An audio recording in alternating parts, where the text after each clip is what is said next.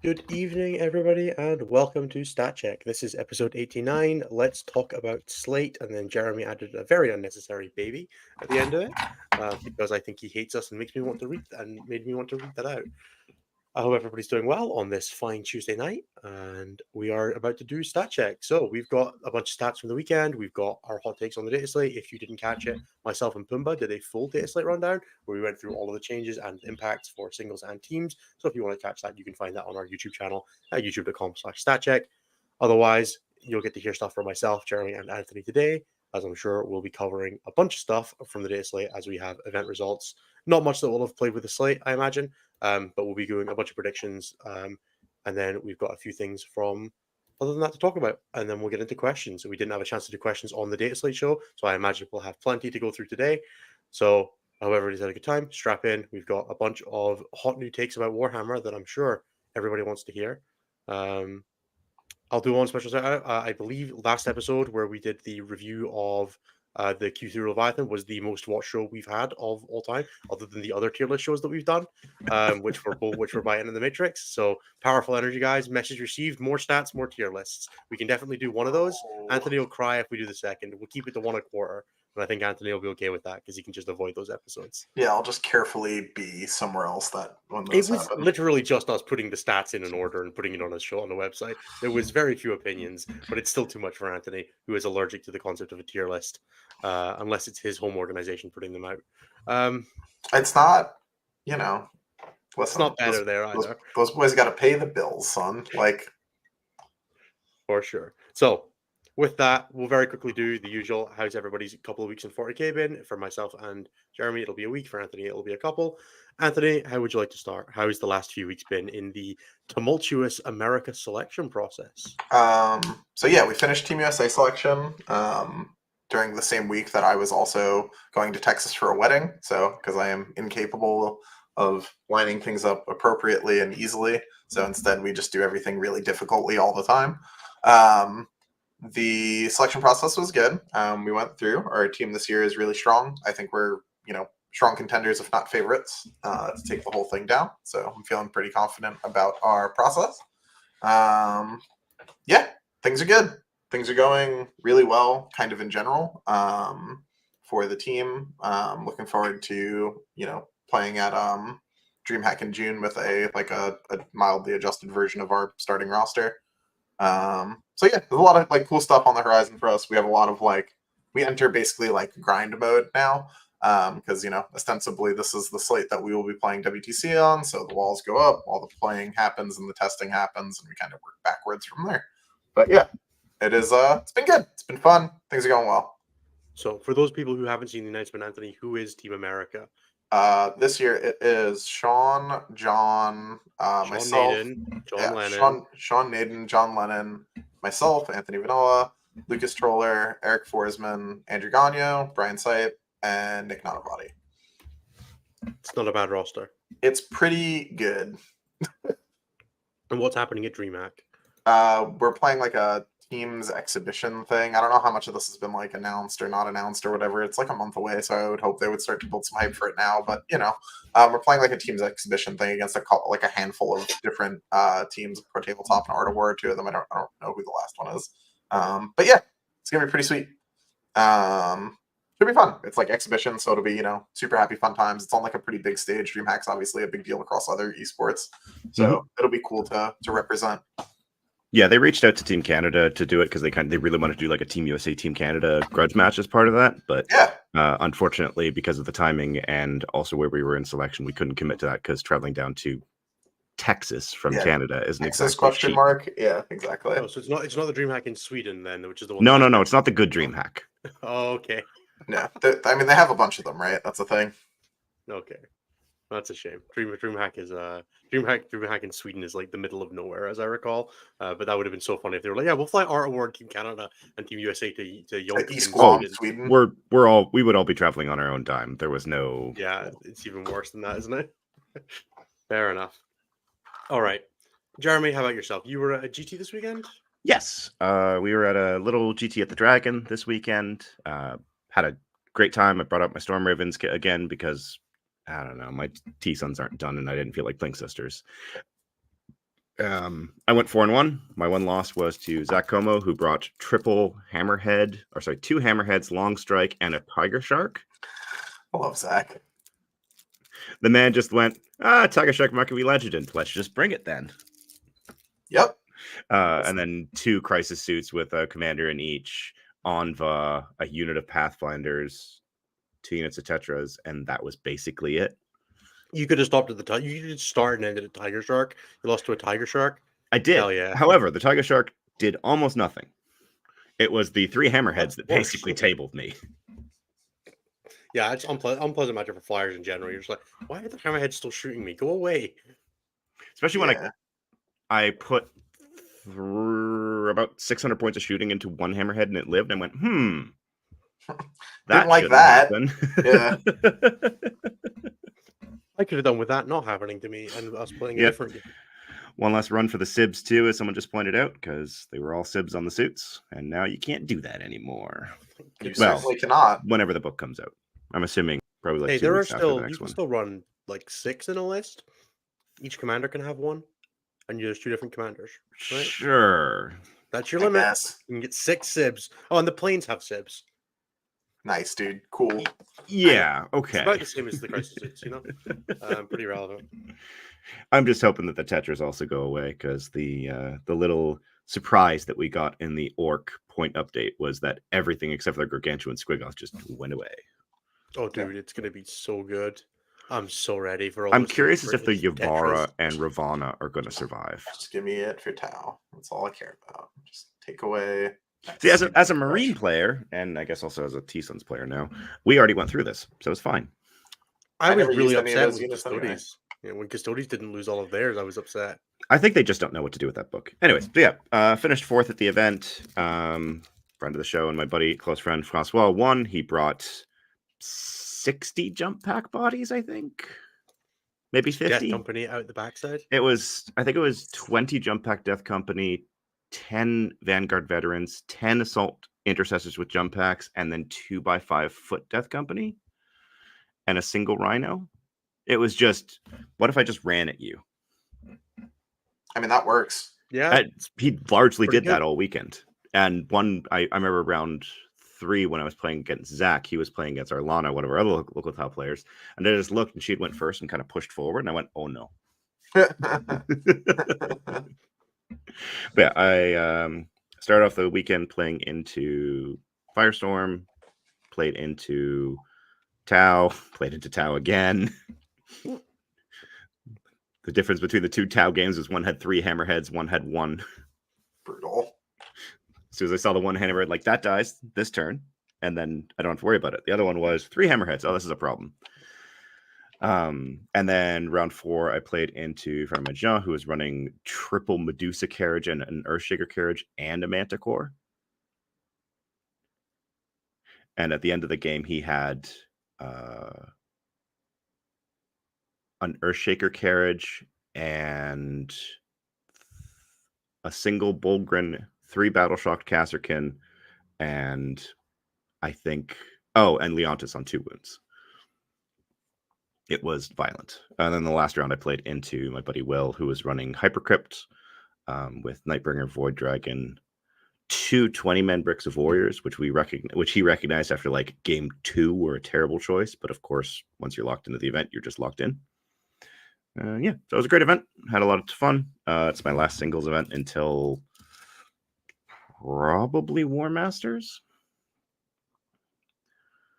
Because Anthony, you're muted. I was gonna say, I know that feel. My last singles event was some RTT that I did, and I don't have another one until Cali Cup. Yeah, although I play a lot more singles than you do.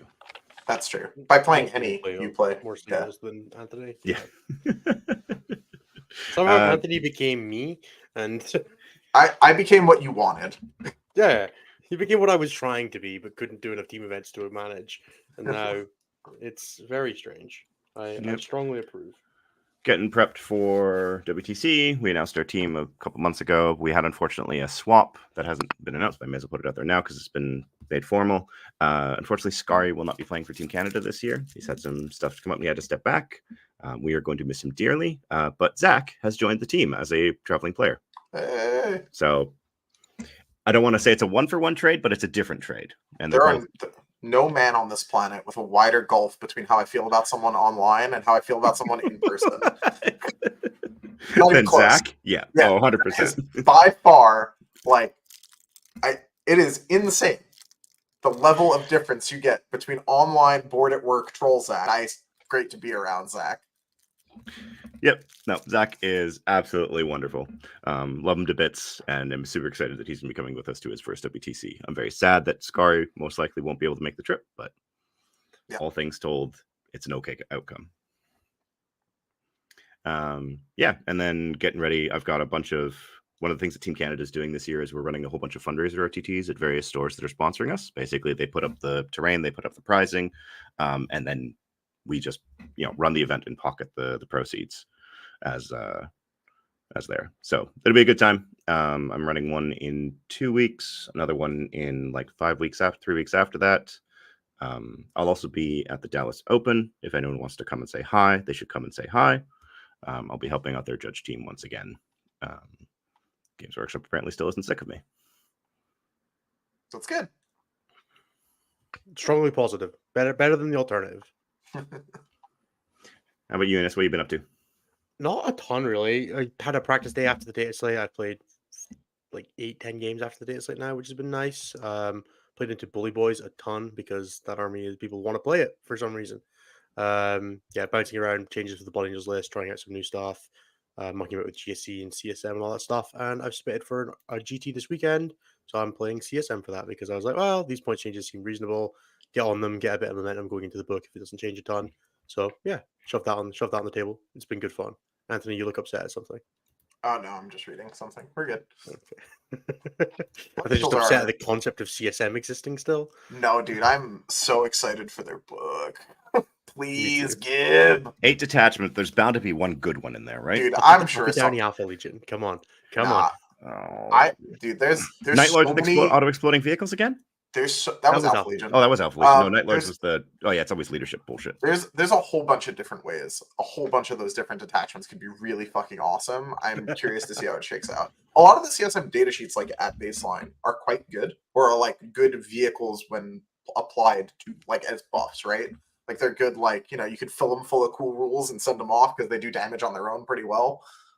So we'll see how it goes. The army especially rule, if Dark Pact stays exactly the same as the army rule. Yeah, I'm saying like even without like super Dark Pact from the detachment, if they just have Dark Pact, they're like those data sheets do quite a bit of damage. It's a shame that I can't even imagine what level of change would be needed for their Terminators to be a real build these days, but Nurgle to go back to 12 inches and even then, and it'd be rough. Even when you could just like no cell shooting armies with that unit, if they had like 2 on the accursed weapons, like you'd start looking. Nah, because like that unit was insane right up until anyone had even a single countercharge unit, and then you were like, fuck. Yeah, that's very fair. It's a shame the previous CSM never saw a WTC. You look upset. So yeah, I'm looking forward to that Vashtor army that everybody will be playing at WTC. It's gonna be great. I can't wait. So yeah, that's my week. Not a ton else going on. Jeremy, how were the stats for the last weekend of Leviathan? Did any events end up playing the slate? I guess I think there were 1 or 2. So I'll admit right now I'm still going through because in typical fashion I came down with something this weekend and yesterday just didn't exist to me. Good old contract. But yeah, pretty much. But I did at the very least take a look at event wins, top 4s, and general meta breakdown. I think that the Squig event used the new points. If for no other reason than friend of the show and Take All Comers host, Tyler Bortel ended up drawing against a guard list that had triple Vanquisher. Fuck yeah, dude. Anthony looks very confused. What if Hammerheads but bad? Yeah. What if Hammerheads but with no real support? But it turns triple, out that when you just roll good and Tyler can't roll, you can kill 2.5 Satans in a single turn of shooting. Well, you were like triple, and I was like, the next word will be reasonable. Of course it will. It'll be Manticore or Casterkin or Bulgrin. I'm just like, over here in my own land, and you're like Vanquisher, and I was like, The only indirect list was 2 units of field ordnance batteries too. Hell yeah, brother. Tyler's team nickname on his America shirt better be Vanquished this year because he got Vanquished. Now, to be fair, it was a draw, so Fair. he managed You got to Van- draw you got after Vanquished, losing that's 2 fine. Satans turn 1 to an ungodly amount of luck, or I guess bad luck on his part. Look, if Vanquishers put like points on the board against you, like you got vanquished, bro. That's all there is. Having played that data sheet, I mean, I guess it's not just good. a block of wounds you can shove forward. It but sure is that for 135 points. It sure does. I think that's have. the only event because the points did drop Thursday, so there were very few places that actually played it. Who won that event? I do have it open. That event was won. So the event in Squig City Casino Royale, that event was won by Chaos Knights, played by Trenton Bates. No changes And second required. place was Joel Rogers on Space Wolves. And then third was Tyler Bortel with Necrons. And fourth was Joseph Hansen, who is the Chad who brought Triple Vanquisher. So not only did he draw Tyler, but he also went undefeated. That's Vanquished. pretty impressive. I mean, that right there just kind of points to a problem in the Pacific Northwest. If you can go 4 wins and a draw with triple vanquishers. It's a Warzone crazy Dice place, Goblin isn't it? apparently also used the update, says Seth from Signals. Good to know. Cool. Do we That know makes. what won that? Oh, I do remember this because Seth and I were talking about whether or not it would be used, and we were walking through it. Yeah, Ben, the Vanquisher could have 4 melta-guns, but all of them were equipped with plasma cannons in his list. Fuck yeah. I think he wanted the range since the Vanquisher just sits back. Okay. Yeah, makes sense. I don't know. But in terms of just a general overview of the stats, there were, because we kind of talked about last week in the Slate, or not me, but Innes and them talked about, I more talked about it in the back end and wrote about it. The Slate was okay. Like there wasn't any huge shifts, I would say, in points.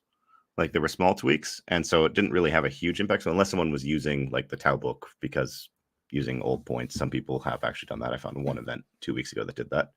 So in terms, Sunforge just not allowed to be used. I don't know.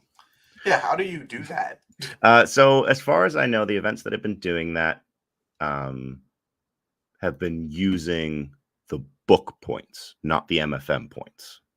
Okay. Which I think is a fair compromise because I'm pretty sure those book points are way too high for most things. 135 point Riptides. Fuck yeah, dude. They're 245 in the book. 245. Yeah, they're 165 right now.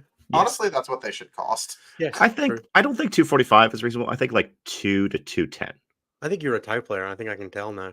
No, I don't play Tau. I play against Tau enough, so I'm biased in that sense. But anyway, so we had 16 GTs this weekend. Yes, 16 GTs. There were 703 players on my list. I think there were like 660 that actually showed up to play. Blood Angels, top performing faction with 2 event wins, 6 top 4s, and a 2.5 over rep, while making up 3.7% of the meta. People are starting to figure out the Suns actually can work. That doesn't sound right. That's a terrible army. Genestealer Cults had 12 players. They won an event. They top 4'd at another one, and I had a 1.83 over rep. Oh, I thought their over rep was going to be like 1 billion because they won something at all.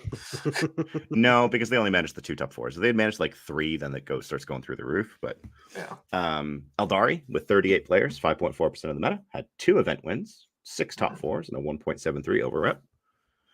Sisters, Balanced. continuing to just be perfectly balanced in all things. 13 players, 1.8% of the meta, 1 event win, 2 top 4s, and a 1.69 over rep. And then rounding out the top 5, we have Tau on its last hurrah. 22 players, 3.1% over rep or meta representation, 1 event win, 3 top 4s, and a 1.5 over rep. And then, as usual, rounding out the bottom, Death Guard, Admech, and Deathwatch all managed to score no top 4s. Shout out to Turrets for getting their second 5-0 of the season this weekend. But they didn't win an event. They did not win an event. They came joint second. They got 1 top 4 this weekend, and that was the one idiot who managed to win all 5 games, but not score high enough to win the event. Sorry, Caleb, couldn't pull it off. Congratulations, Caleb, for doing well with the Tyranid book. For the second 5-0 of the entire 3-month period is pretty well done. Yeah, 27 players year, making up 3.7%, 3.8% of the meta. That 1 top 4, so they had a 0.41 over rep. The only ones that did worse than them that managed a top 4 were Marines, unsurprisingly. 42 players, 6% of the meta, a single top 4, and a 0.26 over rep. A tier, by the way. Of course. And Orcs coming out on top, right in the very middle, right before their book comes out. 35 players, 5% of the meta, 3 top 4s for a 0.94 over rep. Around about where they should be. And Yep. dead to the So that's world. a snapshot. This is effectively the last week. I don't see any events this upcoming weekend that are going to be not using the Orcs Custodes books as well as the new points, because it's been out for a full week. There's a few team events and stuff like that aren't using it. I know, like the Australian Master or the Australian NCTC is this weekend, which is teams which is not using it because they submitted lists 2 weeks ago. So there's a few. Yeah. But yeah, most But those are team events which we don't track in here. Yeah. Like we'll talk about them afterwards in terms of results, but team events do tend to have a bit of a longer because of the list checking procedure and making sure that everything's in order and giving players time to do a matrix, because that obviously takes like 6 weeks. So depends on who it is. So for some people, the time it takes is infinite because it's whatever the amount of time between you hand it to them and when they 2 minutes before the round is. Yeah, exactly. Brian. Like, yes, Brian. Brian will do it over lunch if he can. Yeah. If he so can. If he's not too busy. Yeah, if he's not in the line for lunch. Yeah. Thankfully, and yes, we have Cultist 400 Chan, coaches. you did not contribute to the stats for Dark Angels despite attempts at bribery.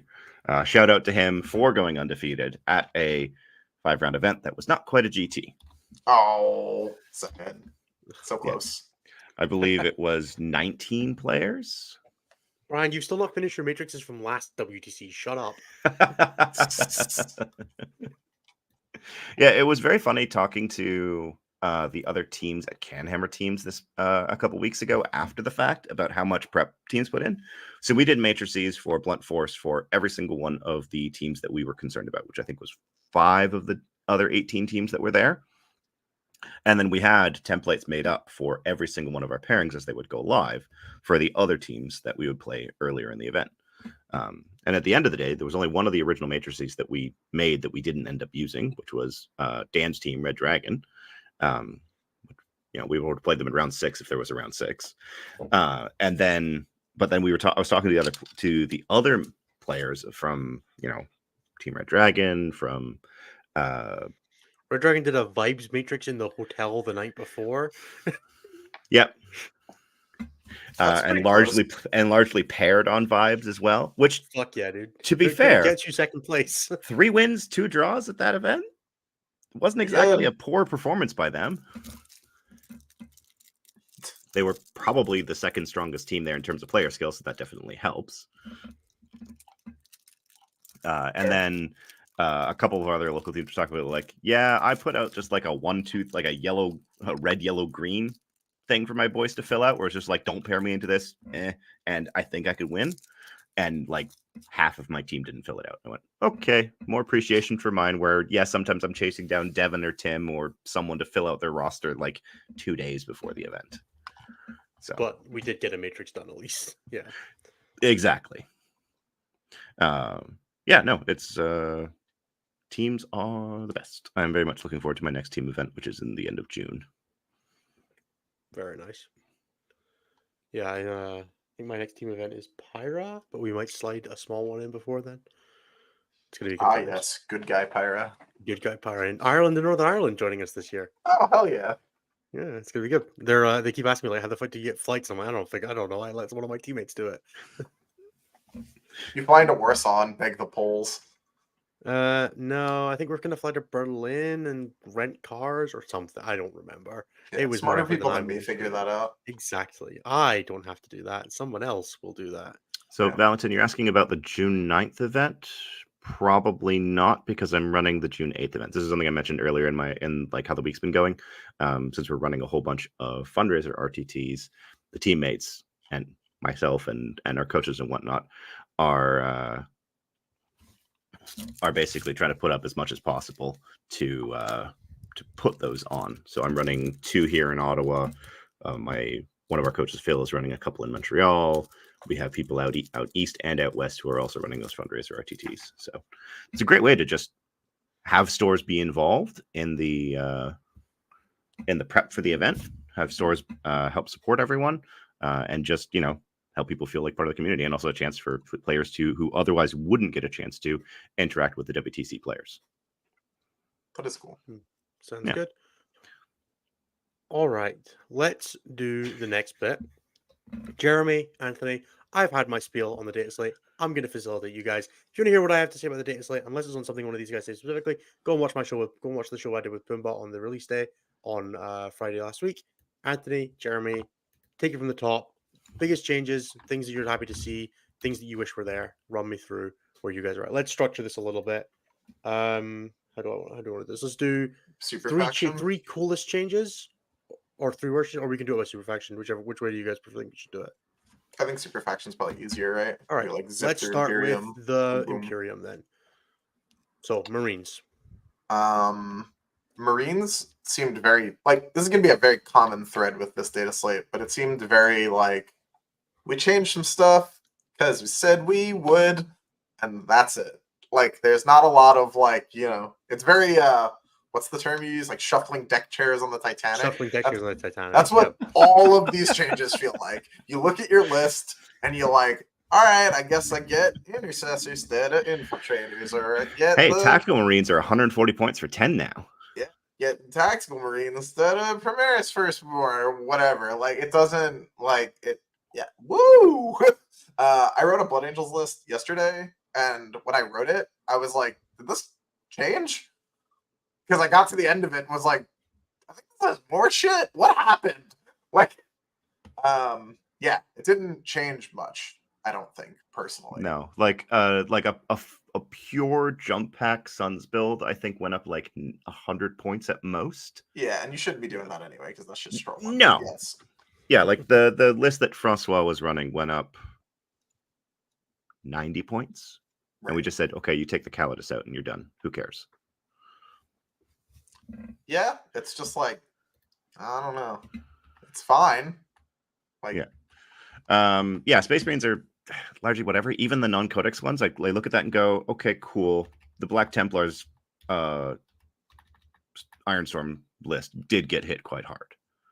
Like if you were running 4 units of Crusaders and the Impulsors with the Eliminator, and you were also running like 6 Gladiators, your list went up. Like, don't run in Crusaders anymore. Just run other stuff instead. Yeah, Split exactly. Tactical Marines and save the points. It'll be fine. Don't worry. Yeah, I think that list went up like 120 points if you were running Crusaders, which Crusaders at 85. Crusaders. Yeah, Crusaders at 85 for 5 is probably where they should have been. Yeah, for sure. But yeah, and then Dark Angels and everyone else basically saw Terminators go down. Oh, and they finally hit Sword Brethren.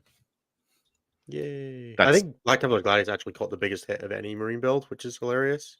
It just wasn't the best, probably. Definitely needed it. Yeah, that is the strange one, isn't it? Yeah. The Rutalis is now 160 points, which I don't know. Dude, those things are fucking awesome. I know. I keep looking at it and going, can I make this work? Yeah, I don't even care like if it's that good, but they're fucking cool.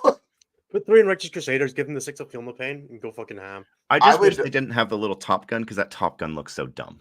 I would do horrific things for access to the datasheet in World Eaters.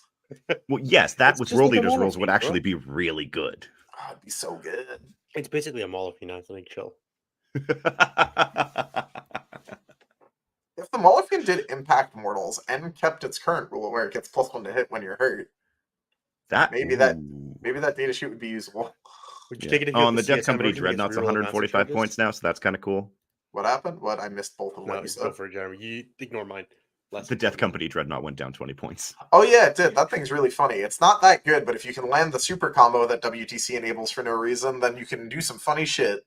I mean, everyone allows the super combo. Not as far as I was aware, but I've never seen anyone say you can't do it. Mostly because anybody who's like, yeah, man, please bring that thing. I would love to play against you, sandbagging 150 points. Yeah, I mean, it's not sandbagging if the combo works. I have watched it walk through an army. Sure, and then I suddenly go, so I'm this far apart, have fun. I mean, you're going to be not 6 inches between every unit. We're ignoring I guess if you're using the Consolidate strat on it, have fun. We're ignoring the practical realities of unit spacing at some point. You spend 1 per Lance Lethal, you get your Lance 4 times. You're just like, fuck yeah, dude. You give it the 1 with more attacks because you don't need help. Because you reroll hits and wounds already, so you don't need to be strength 14 or whatever. Yeah, Black Rage is a hell of a drug. Please change it It's so it's so only melee. good. Cultist, the combo is that the Death Company Dreadnought, along with a couple other Dreadnoughts in the game, have a roll where basically every single time that you shoot or every time you target it with an attack, after the attack's been resolved, they can either shoot or fight as if it's the shooting phase or the fight phase. So they get punched, and so you basically the combo is you charge something, you kill it, you consolidate into something else. It now has to be selected to fight. Fights you, you activate, kill that thing, pile into its friend, and then you repeat, add whatever's within 6 inches. And the thing is, you don't even need to kill the first thing that you fight into, because it then has to fight you, and then you get to fight again. Yep. Yeah, the first thing can actually be fairly sturdy as long as it's not insanely good. As long as it only takes 2 activations to kill it, you're good. Yeah. I don't recommend being the guy that I was speaking to who played a game where somebody put it into the Void Dragon, expecting it to start. That's ambitious. Shout out to that guy who did not have a cascading Death Company Dreadnought. Yeah, the Death Company Dreadnought definitely cascaded. If you spend 1 million CP, you can make that work. Like tank shock it on the way in, use the Lance Lethal, bop the fucking Armor of Contempt because it has a 2-up base save. Like you can try, but you still might die. Yeah. It's probably not going to work. I was just saying you could try. Yes, Eric, it keeps going after the first time. It goes forever. All right. Let's talk about the other Imperium stuff. Sisters got the adjustments that we all were kind of hoping they would get. The stuff that was being spammed went up, but they're still largely in a fine spot. I think that your typical list went up by like 60 points. So you cut a unit of Zephyrim or Seraphim and keep going, or you rejigger the whole list because you no longer want to take. Or you shove in a bunch of pennant engines now. You can't be bothered. Yeah, pretty much. In terms of Marines, John Edwards, you're asking about Death Watch. I think they don't know what to do with that army. Nobody has any thought on it. Death Watch, including Games Workshop. Yeah. Custodes. Sure. Nice. That was what I put in my review for Goonhammer, because I was just like, I don't know what to say here, because it's basically the points that they had before. And there might be some play in some of their detachments. On the table in Warhammer 40,000. What was that? Custodians are an army that is legal to put on the table in a game of Warhammer 40,000. And that's about as far as I got. You can submit them. Yeah. Like they're still a tough army. They're still pretty tanky. They're still pretty killy. They're going to be different than how they played in their index. So it's kind of hard to draw conclusions without having thrown the new codex against the wall 20 games, which a decent number of people will just still lose to ingressing wardens and Venatari and shit. Oh yeah. Admech, lol. The Horde army became even more hordy. Like their battle line units in both the Vanguard and the Rangers are now 80 points. I think both of those units started out at like 110 plus when the edition launched. They also launched with a 6-up invul and no and they got improved to a 5-up, right? Yeah, they started with a 5-up armor and a 6-up invul, and then they were like, nope. Wait, no, that's not good. We need to. Well, that was also what was in the codex. So it was just like, let's just pull this forward, which a lot of Slate stuff, same as we saw in 9th edition, just tends to be pulling codex stuff forward, be it a nerf or a buff. Yeah, like you can fit a little bit more stuff in an admech list, but I don't think it fundamentally changes the fact that the army's not fun to play. Yeah, I think they fucked that up real bad, and it's going to be very difficult for them to recover without it. They did mention in the article that they were going to be doing some mechanical changes to the army. Yeah, it's going to be maybe that'll work. Guard. I was reading through these, and as I was reading through them, I was like, "Huh, that is every single thing that Vic and David said that they wanted in Fireside." Some of the stuff David wanted to come down didn't. Oh, fair. You wanted them to drop the Crassus 50 points? Crassus isn't real. Exactly. And I think it's Forge World. I will continue reminding people just shouldn't exist and won't exist, and the Orc Codex now reinforces that. Very true. Just you want to play with your Thunder Hawk, have at it. But I don't want to see a Contemptor Dreadnought across the table for me ever again. You can use them as Contemptors are the coolest looking dreadnoughts besides like they are, but they're also the ones that have caused the most systematic problems over the last couple of years. I guess. I just really want them to put the Horus Heresy Blood Angels dreadnought in 40k. Okay, that one I could actually see. That's the jump pack one. Yeah, once per game jump pack. That thing's sick. I was this close to buying a Horus Heresy army like a couple weeks ago when I found out about that thing. I was like, I don't give a fuck. I don't care if it's bad. I'm running 3 of these and I'm playing that. That sounds great. So if anyone wants to get Anthony into Horus Heresy, you should mail him a Blood Angels that would work, yeah. Dreadnought. Yeah. I will give you his Dreadnoughts are address really if you broken in need that it. game as well. So Yeah, Dreadnoughts are fucked up in that game, is my understanding. So yes, ones with jump packs would be even funnier. Yeah. But yeah, their indirect castle got hit, both in Basilisk, Manticores, and Medusas going up, which was hilarious. Bulgrin went up a meager 10 points, so they're fine. Kasserkin got hit, and then all of the Lehman Russes went down, which, sure. I hey, guess. not the Demolisher. Sorry, yes, except for the Demolisher, which I had a good chuckle at when I was reading it, because now it's 145 points for a Vanquisher, and it is 200 points for a Demolisher. Yeah, that is pretty nuts. David, You if can they're doing run, mechanical like- changes in 3 months, why not do them now? Because they're trying to make sure that the fix is right. They're I also don't only doing necessarily mechanical agree with that. They changes might at already have the 6. fix in mind. But knowing Games Workshop's reticence to go back and change things that they've already changed, I'm sure they just want to make sure that they've got it right for the edition. Yeah. Whether that's There's the a right really funny approach or thing with not. Guard now. You can do 3 Hellhounds and 3 Hydras for 600 points for like 70 wounds of bullshit idiots to stand in front of you. That's true. The Hellhound is a 2-up. Does the Hydra has a 3-up though, right? No, it's like 11 wounds, toughness 9, 3-up save with like 8 strength, with like 8 twin linked damage 3 shots. It's like not amazing, but it's 85 Yeah, points. Does it and have it to be? It's a also- Rhino. It overwatches a gun. aircraft something special, if I remember correctly. It It rerolls what? hit rolls against aircraft. Rerolls hits against aircraft just in general. It doesn't Overwatch Oh. better. Which is So- funny okay. because aircraft are really in the game right now. Sorry, it's just fly units, and then it like Oh. has anti-fly 2+ and twin linked. Okay, that's actually Sorry, only 4 shots. right. It used to be 8, and then they made it 4 because twin Yeah, link 'cause was 2 twin guns linked, yeah. glued together. That's how that But then works. it also has like a hunter killer and a heavy flamer stapled to it. Like for 85 points, it's hard to complain. Yeah, and Hellhounds at 115 is pretty solid.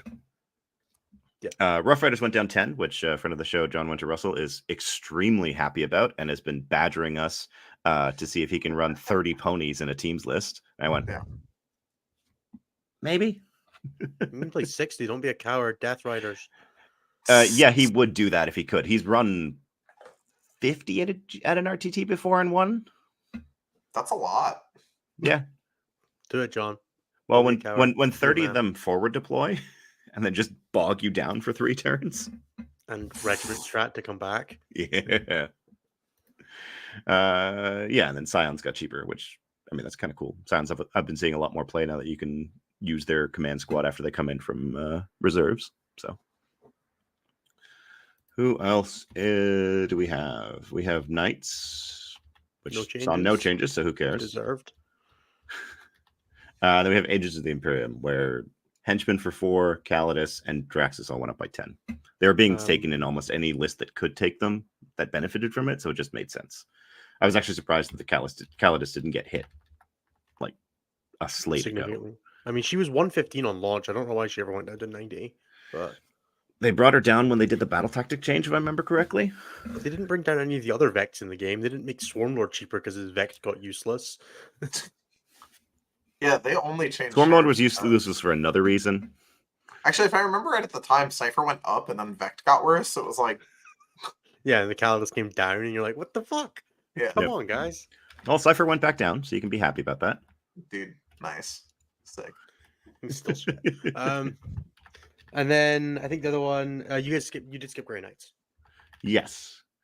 They were probably the most interesting of the Imperium changes. The Brotherhood Librarian went up another 10 points. So that's 2 10-point increases back-to-back MFM updates, which was... him in the Manticore just getting nerfed every slate.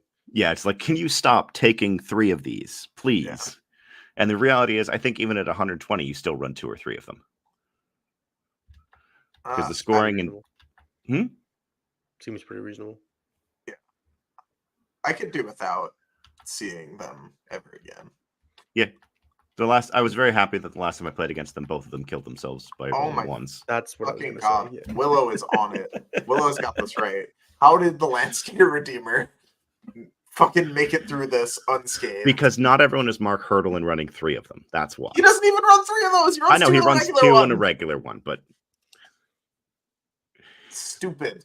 Because Dumb. they're not really winning much, are they? Unit too good. Unit Yes. is possibly too good, but rest of book too bad. Rest of book good. What? Stats don't say Like, that. all the Marine armies are in the 40s. The fact that any of them got nerfed is ridiculous. Blood Angels, Sons and Grenadiers needed a buff, man. They were below 50%. They did actually. They got a buff. They just got it. No. As in this slate where they just got nerfed. Yeah, why did Sons and Grenadiers get nerfed? They were terrible. Yeah, Below because their 50% buff win was rate. all the good players starting to play them. And I'm with Ben on this. The Land Raider has been in the bin for 2 editions. Let it shine. Yeah, especially before it gets Legends in 11th. It is It's hilarious that this is the addition of the Rhino Predator Land Raider combination. Like the fact that those 3 data sheets are like some of the best in the game is great. It's something. It's one of the ways for us to play the game. It's so stupid. I love it. Yep. Triple Land No, Raider it's wonderful. Redeemer is a very normal thing that everybody should have to play against. Our own. Yeah, they should lock every games designer in a room with 3 Land Raider Redeemer Grey Knight players. Just be like, all right, you're gonna play against these guys on repeat until you win, and just whatever their like fluff army is, just like whatever they've been playing in the local like GW internal league, they have to play into just 3 Land Raider Redeemers and 6 Dread Knights until they win a game. And they can Just leave like- when they win. Do you reckon they make it out before 11th edition or? No. All right. Dread Knights went up 10, and then all the power armor bodies went down 5 for 5. Fine. Good for them. I think the Indicate spam list is still the best list for Grey Knights. Yeah, for sure. It doesn't change anything. Like, I think the old list you just dropped to Techmarine, yeah. and then everything still fits. Yep. Pretty much. All right. We want to go Xenos or Chaos next? Let's do Xenos. Chaos doesn't exist this slate, so Sounds Whoa. good to me. it makes Eldari. Anthony wait. What it does, okay, you got to think of it this way: it keeps people who just want to hear Anthony's thoughts on World Eaters here till the end. So There you go. Big brain engagement Smart man. farming. Also, because none of us actually play Xenos armies, because Leagues of Voten are clearly Imperium. I'm sorry, I I miss played being don't a play Xenos- Xenos armies. I miss being No, a you're Xenos playing player. Dark Angels this weekend. I am. That's true. It says so on your list submission. Fallen. Kind of. Right, Xenos. Let's start with Eldar. Not like same thing. The deck chairs, they are a shuffling. Fuegan went up finally. Warp Spiders are somehow untouched, but Shadow Specters went up. I don't understand. The support weapons are now 135. I will Which, begrudgingly admit that, 65? yeah, Fuegan did finally go up, which is still doesn't matter. So- 65 points for a Fuegan life is too cheap. I just want to say right now that when people did the math at the beginning of the edition, support weapons were 55 points. Yep, They're Plus 135 80. now. that's fine. Eldar was totally fair, and Oh, I people know, but it's just like that. I think right there is probably the biggest miss of the edition in terms of I'm initial pretty cost. sure like nobody had support platforms at WTC either. Everybody was just like, "Nah, don't need them." well, they weren't 55 points then. No, they were 85. They were or 85, something. which still Too many. That's less Wraith Guard and Wraith Cannon. It's true. and less Wraith Knight. Yep. Less Avatar, less Yinkarn. Yep. Less Swooping 80 Hawks point copped a Fuegan or 5-point whatever he increase. cost. Big Yeah. whoop. And then apparently they decided that they wanted to make Guardians, Banshees, Shining Spears, and Storm Guardians cheaper. So I guess this is the first real attempt at internal balance in the Eldar Codex No. Index. God. Fuck. That book makes me mad. I can't think about them too much. All right, let's move on. We've got ourselves Drukari. No Nothing. changes. Just no changes at all, which is mind-boggling. To be but fair, sure. they're doing fine. Yep. Like, Jakari are just right in the middle, bro. They're the average army. They are perfectly balanced. yeah. They beat 50% of armies without trying, and they lose to 50% without trying. Perfectly balanced.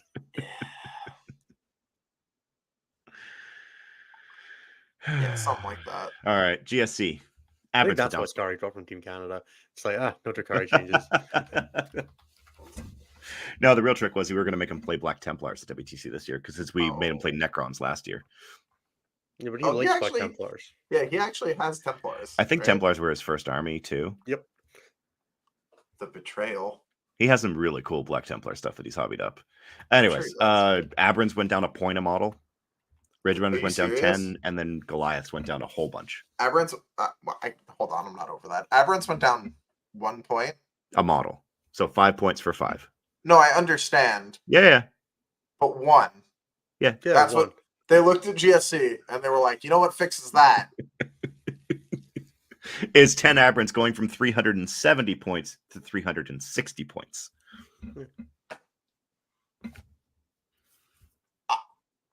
Yeah, nice, good job. Yeah, Greg, it's something like 20 to 30 to 1 on Sky Splinter versus Real Space. They did a really good job with Sky Splinter. Sky Splinter is really cool. They did a really bad job with Real Space, is what I would actually take that as. Sure. Sky Splinter is fine. It's a interesting Sky Splinter is detachment. cool. Yeah, it's cool, but it's not like the best. It's not like the most interesting detachment. But Real Space is so. No, but it shit allows you to for play psychic Drakari arrows. in a way that most Yeah, people wanted sure. to play Drakari from all the players that picked it up in No. 9th. Innes is right though. Like for sure, Sky Splinter gets a less like positive reception if the bar isn't beneath the earth. I will agree. Yeah, it's much like how we're okay with 10th now and would call it fun.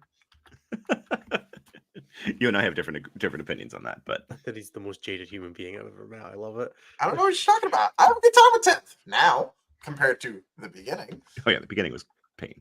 Votan, Yeah, great Warriors turn at the went beginning. down a point a model, and Uthar went down 10. Why?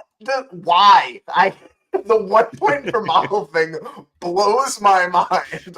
That they're like, well, it's not perfect, but it's close. Yeah, it's one of these things where it's point. just like, hey, I've got 30 warriors in my list. Cool, your list went down 30 points. What can you fit? Oh man, wait till we get to World Leaders. You give it a new enhancement on the character. All right, On Uthar, Necrons. running. This is the one where I have strong opinions, namely that Satans did not go up nearly enough, and for some goddamn reason, Wraiths were untouched. Look, Wraiths got a new leader option that's really good and gained an extra wound compared to the index. So obviously they're They fairly should, they should be the same price as they were in the index, which is exact 110 same points cost. for 3. Pay no attention to the man behind the curtain playing 18 of them. Yeah, that's fine. He also plays the Technomancers, though. His list went up a whole bunch if you squint. It's true. It did. That list that the he was Blood playing, Angels list objectively, that kind of does really well into that list went up about as much. that's not true. Joshua's list legitimately went up a ton. It was like 135. 140 points. Yeah, Yeah, that's a lot. And the Blood Angels list went up about 90. it did not That's go up less. by 90. My list went up 50 points. Let's chill on the 90. That's what I'm saying. It didn't go up that much. Blood Angels looks today look exactly the same as Blood Angels list yesterday. Same shit. You genuinely play down a full unit. Blood Angels, you like shovel some enhancements and make a unit a little worse. Necrons is just like, well, that's just gone now. Yeah, There shit. is no shuffle. Fair You enough. just take Guard a got hit Doomstalker hard. and it Got starts the hit as game hard. dead. Yeah, and I would rather play Necrons than guard 1,000 days of the week, dude. Oh, Fuck playing 100%. guard. I But, like triple Manticore plus Bassi. I'd never want to play against that. Yeah, like Necrons are ultimately going to need rules changes. Is it very funny that, you know, Mr. Balance Man won a whole bunch of super majors in a row, and then the primary unit of his list that can go up in points, very technically speaking? Sure. But like His list did go up, and his list does have to change. Look, But would we there's have also- probably felt better if the Technomancer went up 10 points and the Wraiths went up 10 points? Yeah, probably. Probably. Does that make any difference at all? Fucking no. But it makes the stupid monkey brain happy because you see red on the unit that makes you sad. So you could have done that, and that would have made us all happier. But like, it's pretty performative at that point compared to what actually changed. So I don't think it actually matters all that much. I mean, it does make Technomancers in other units significantly less interesting, right? Which I think is a genuinely real cost. Probably Can was they part of join the other point to units? keep things Yeah. from. They You can know go they in. could. Do you remember them in Lichguard, Anthony, and Warriors and all No, that I never stuff? got to play against that because no one wanted that smoke. That's fair. Yeah, well, against- that was a thing they could do. Oh, dude, nice. Cool. I think for Necrons, there's a very real there is not a ton of people that are actually winning with court besides like Josh and a few people in teams. That's not true. It feels true. Court has a higher win rate, but a lower play rate than Hypercrypt. Yeah, I don't mean that. I mean just in terms of like literally at tournaments. I feel like if you take out exactly just Josh from the stats, Court is winning like we can about check what it this. should be for the player percentage. Yeah, that sounds Googleable. And by Googleable, I mean Jeremy's monster spreadsheet that destroys Well, computers. no, actually, you can go check this at stat-check.com/the-meta, Good. where you could even just expand it and see that Canoptic Court has a 60% win rate and has won 10 events while making up 3% of the meta, while Yeah, but doesn't- Hypercrypt has won 57% of their games, the same number of event wins, but twice the player population almost. Yeah, but they don't have like Josh. Josh has 6 of those event wins, right?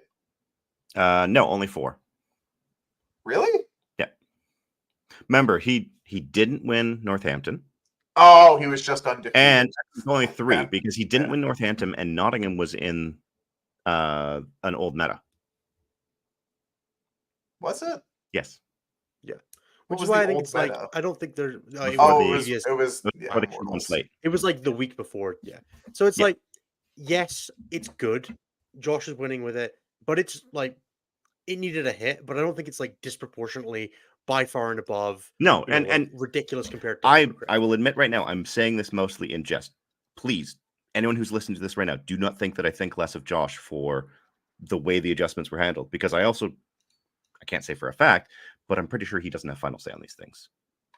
I would be He's astonished a if he smart did. player. He's a very talented, competitive player. He's been in the scene for a very long time. He He's knows what it part means of to the play Universal in an rules team, and that yeah, is it. but he knows what it feels like to play in an unhealthy meta.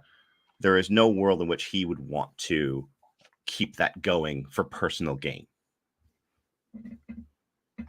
Yeah, I think that it like Court. I don't know. I'm very biased because all of the armies I play and every list I've ever written has like "fuck you" damage in it, right? So anything that I write will, by its very nature, be pretty good into shit like Court. But if you are a person who wants to like hide behind walls and run your 5-man units around and do nonsense, Vic, you're gonna have a hard time with something like this. If you don't want to play Warhammer and you just want to like wave at your opponent and talk about how smart you guys are for 5 rounds, then yeah, you're gonna have a bad day when you have to play against Court.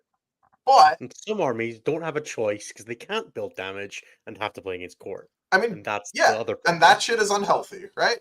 But probably we should make it so all armies can do some damage. It's probably not great that some people have to walk up to the Godspeed, Death table. Watch. Yeah, that some people have to walk up to just put them in just Legends Death Watch, like the whole thing. Just put the whole They're thing not a in real Legends. army. Let's be honest. Also, for a bit there, they shit damage. It just didn't matter. Yeah. Yeah, actually what Brian said is like super accurate. Court is just like more resilient than you, right? Like they just like look at you and they're like, you can't kill me. And you're like, shit, guess I can. And the way they are resilient is not through like reses and shit. It's not like, I mean, that's part of it, right? But it's like 4 up in molds followed by 5 up peel no pains on a model with a weird wound count. It's not good. Like that's really annoying. And it is what it is. Like that shit sucks to play against. Damage. It's the worst. But like, you know, sometimes you just wax those nerds and they're gone too. Like it goes both ways. Yeah.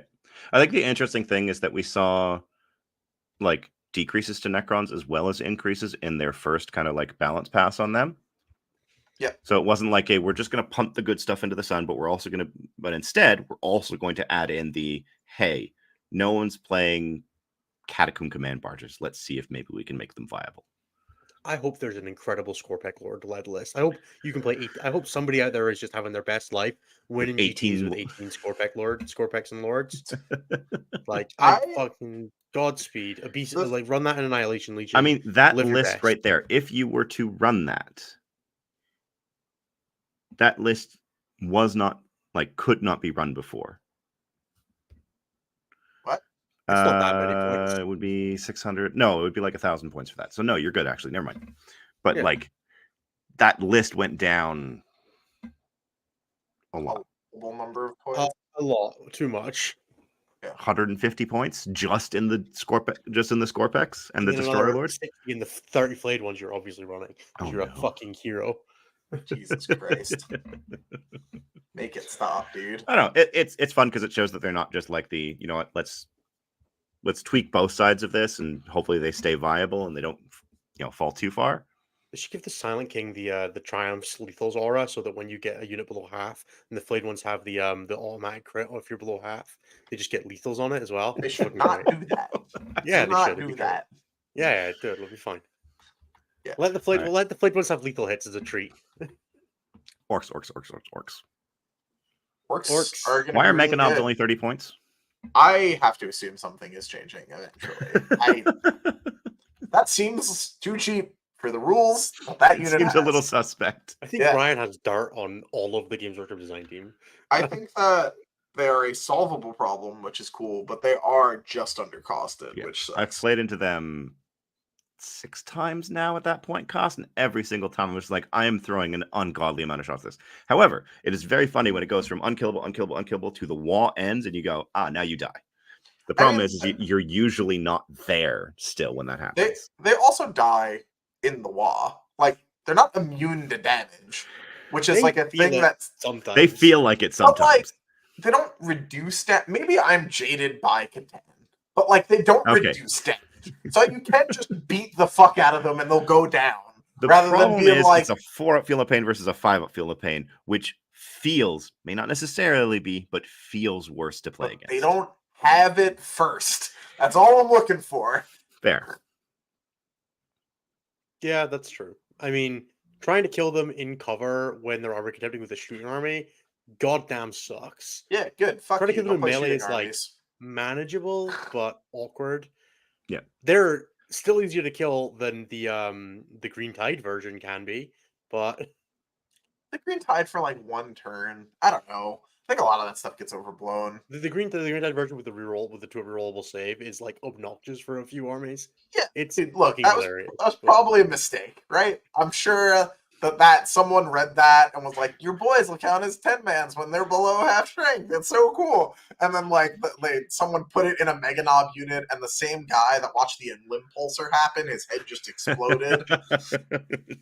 We didn't expect you to do that. Yeah, it's on a big mech that's bringing a dude back every turn, and you're just like, I can take if you run a full squad of Arcoflagellants into it, I think you're like 30% on killing a model with 10 Arcos. It's I think hilarious. it's less than that even. It can't be high because you're wounding on 5s.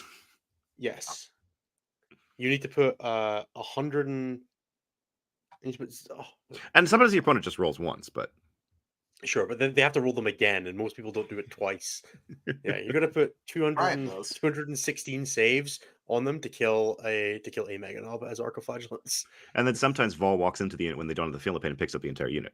Yeah, of course. It's great. I love units that are Sometimes just she does that with the fucking Feel No Pain up. If you shoot them first, there's good odds those nerds are not there when you're done.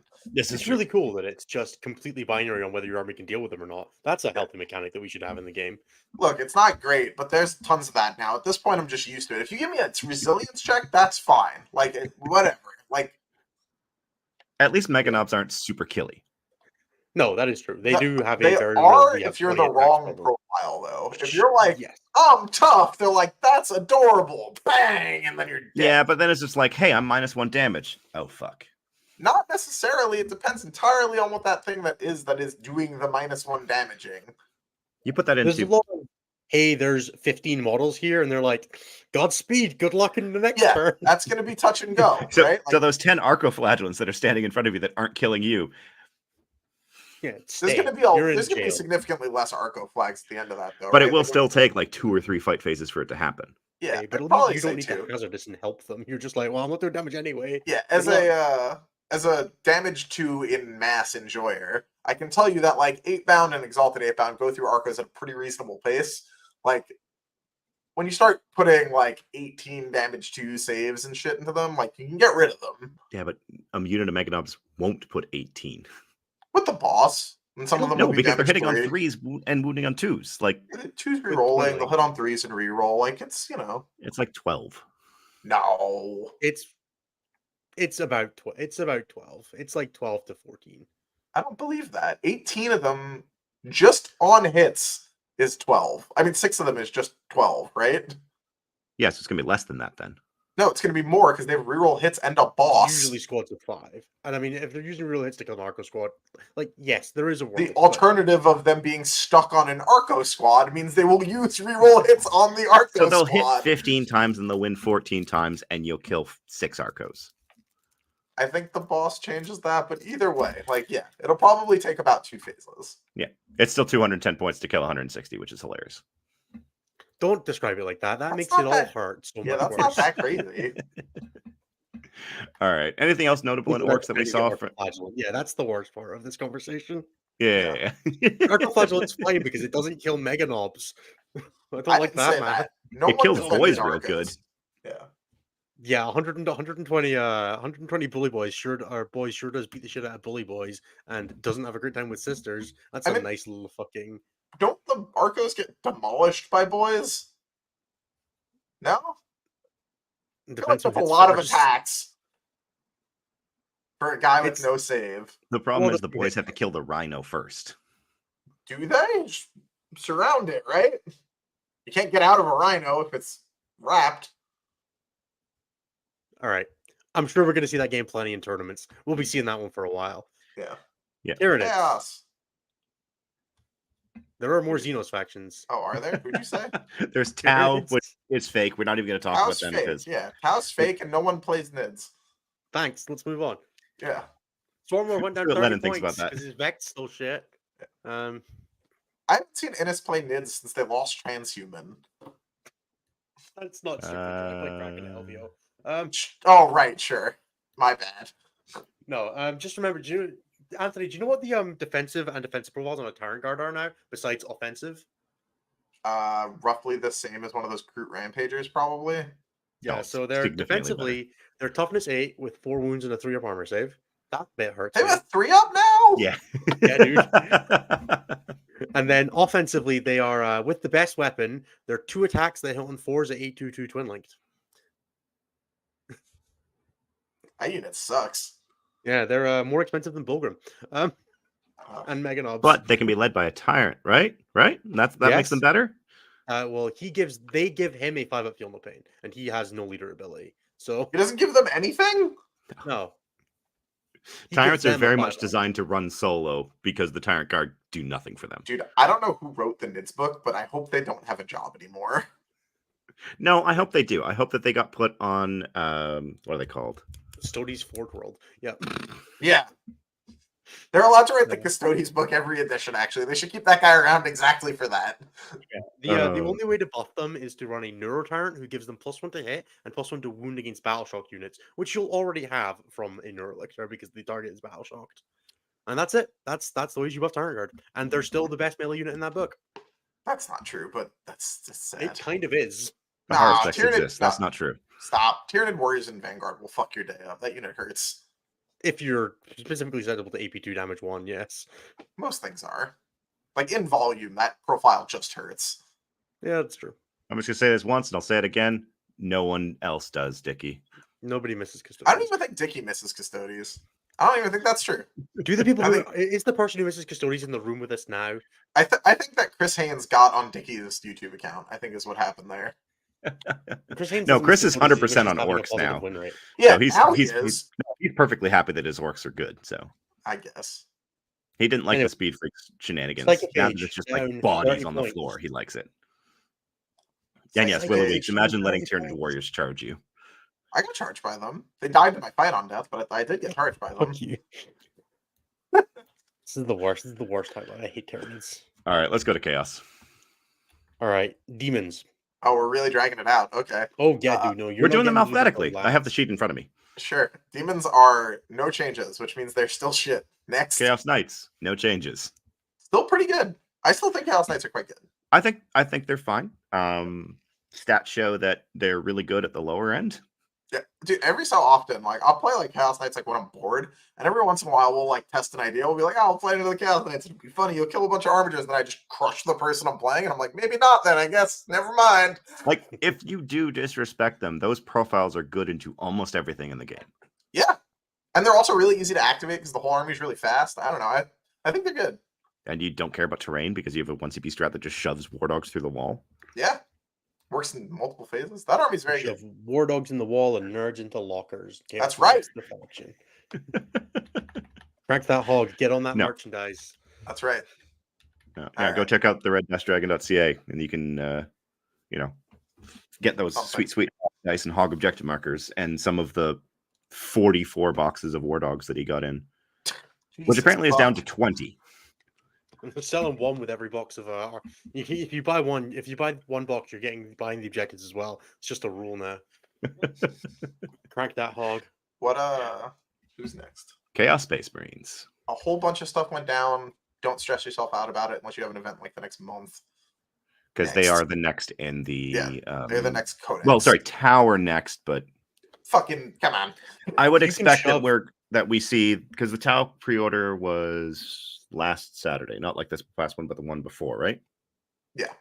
Something like that. This I don't fucking remember. No, it was this Saturday. This Saturday was the Tau pre-order, which means it comes out on the 11th. Time is fake. So I would probably say the CSM book would come out a few weeks after that, like 2 to 3. Because now that we're releasing again, they're actually doing like every 2 weeks. That'd be nice. It'd be nice to have GSE and CSM before WTC. That'd be cool. Yeah, I would love if we had the redacted codex before WTC. It's like, hey guys, I know you guys have all been planning around armies. Here's a brand new one. Good luck. And you're just like, oh, good. Who's learning that? That'd be great. Which is just the Vulcan army. It's copying up an entire new army. CSM tons of decreases. Looks great if you're playing them at an event the next while. CSM on the table and you can win. You will 100% win games and potentially tournaments. CSM's fine, but wait for the book. Don't be an idiot. Book will be good. Yeah. I think you're just like asking yourself for suffering if you don't just wait, which I would just, which I probably. If you've got them ready to go and you want to play them, don't. Yeah, like if you have an event that you signed up like hoping it would be out, just go. Yeah, all right, Death Guard. CSM for that. One change. The Hellbrute went down 10 points.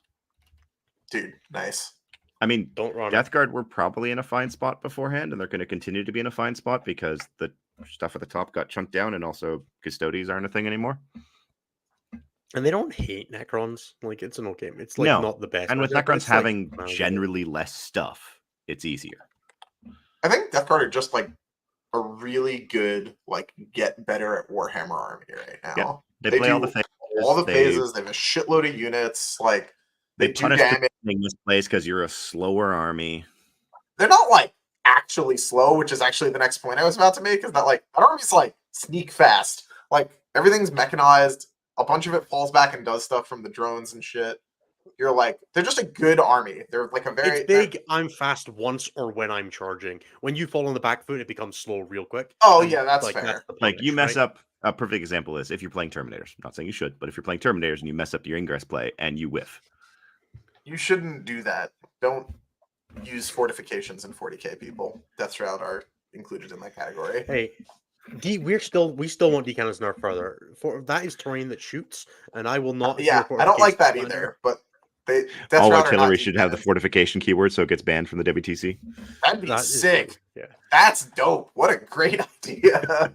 You see that ruin that's got 3 points of dark reef? If it moves 4 inches or less, it automatically has the fortification keyword. I don't want to make. Yeah, that doesn't fuck with anything I play.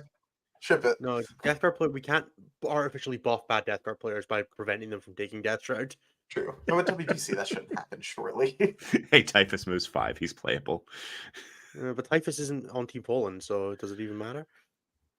Aww. Well, he's kind of on Team. He's the flex slot. Yeah. Yeah. Tim and 50-50. Crazy Man.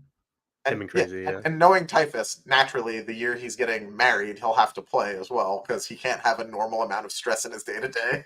No, absolutely not. Definitely not. All right, who we got next? We've got Thousand Suns. This is kind of interesting, and it's only because I've been building and playing a lot of them lately. Yeah, this is a bucket of nothing again, isn't it? Not entirely a nothing. It was very funny because the average T-Suns list basically doesn't change.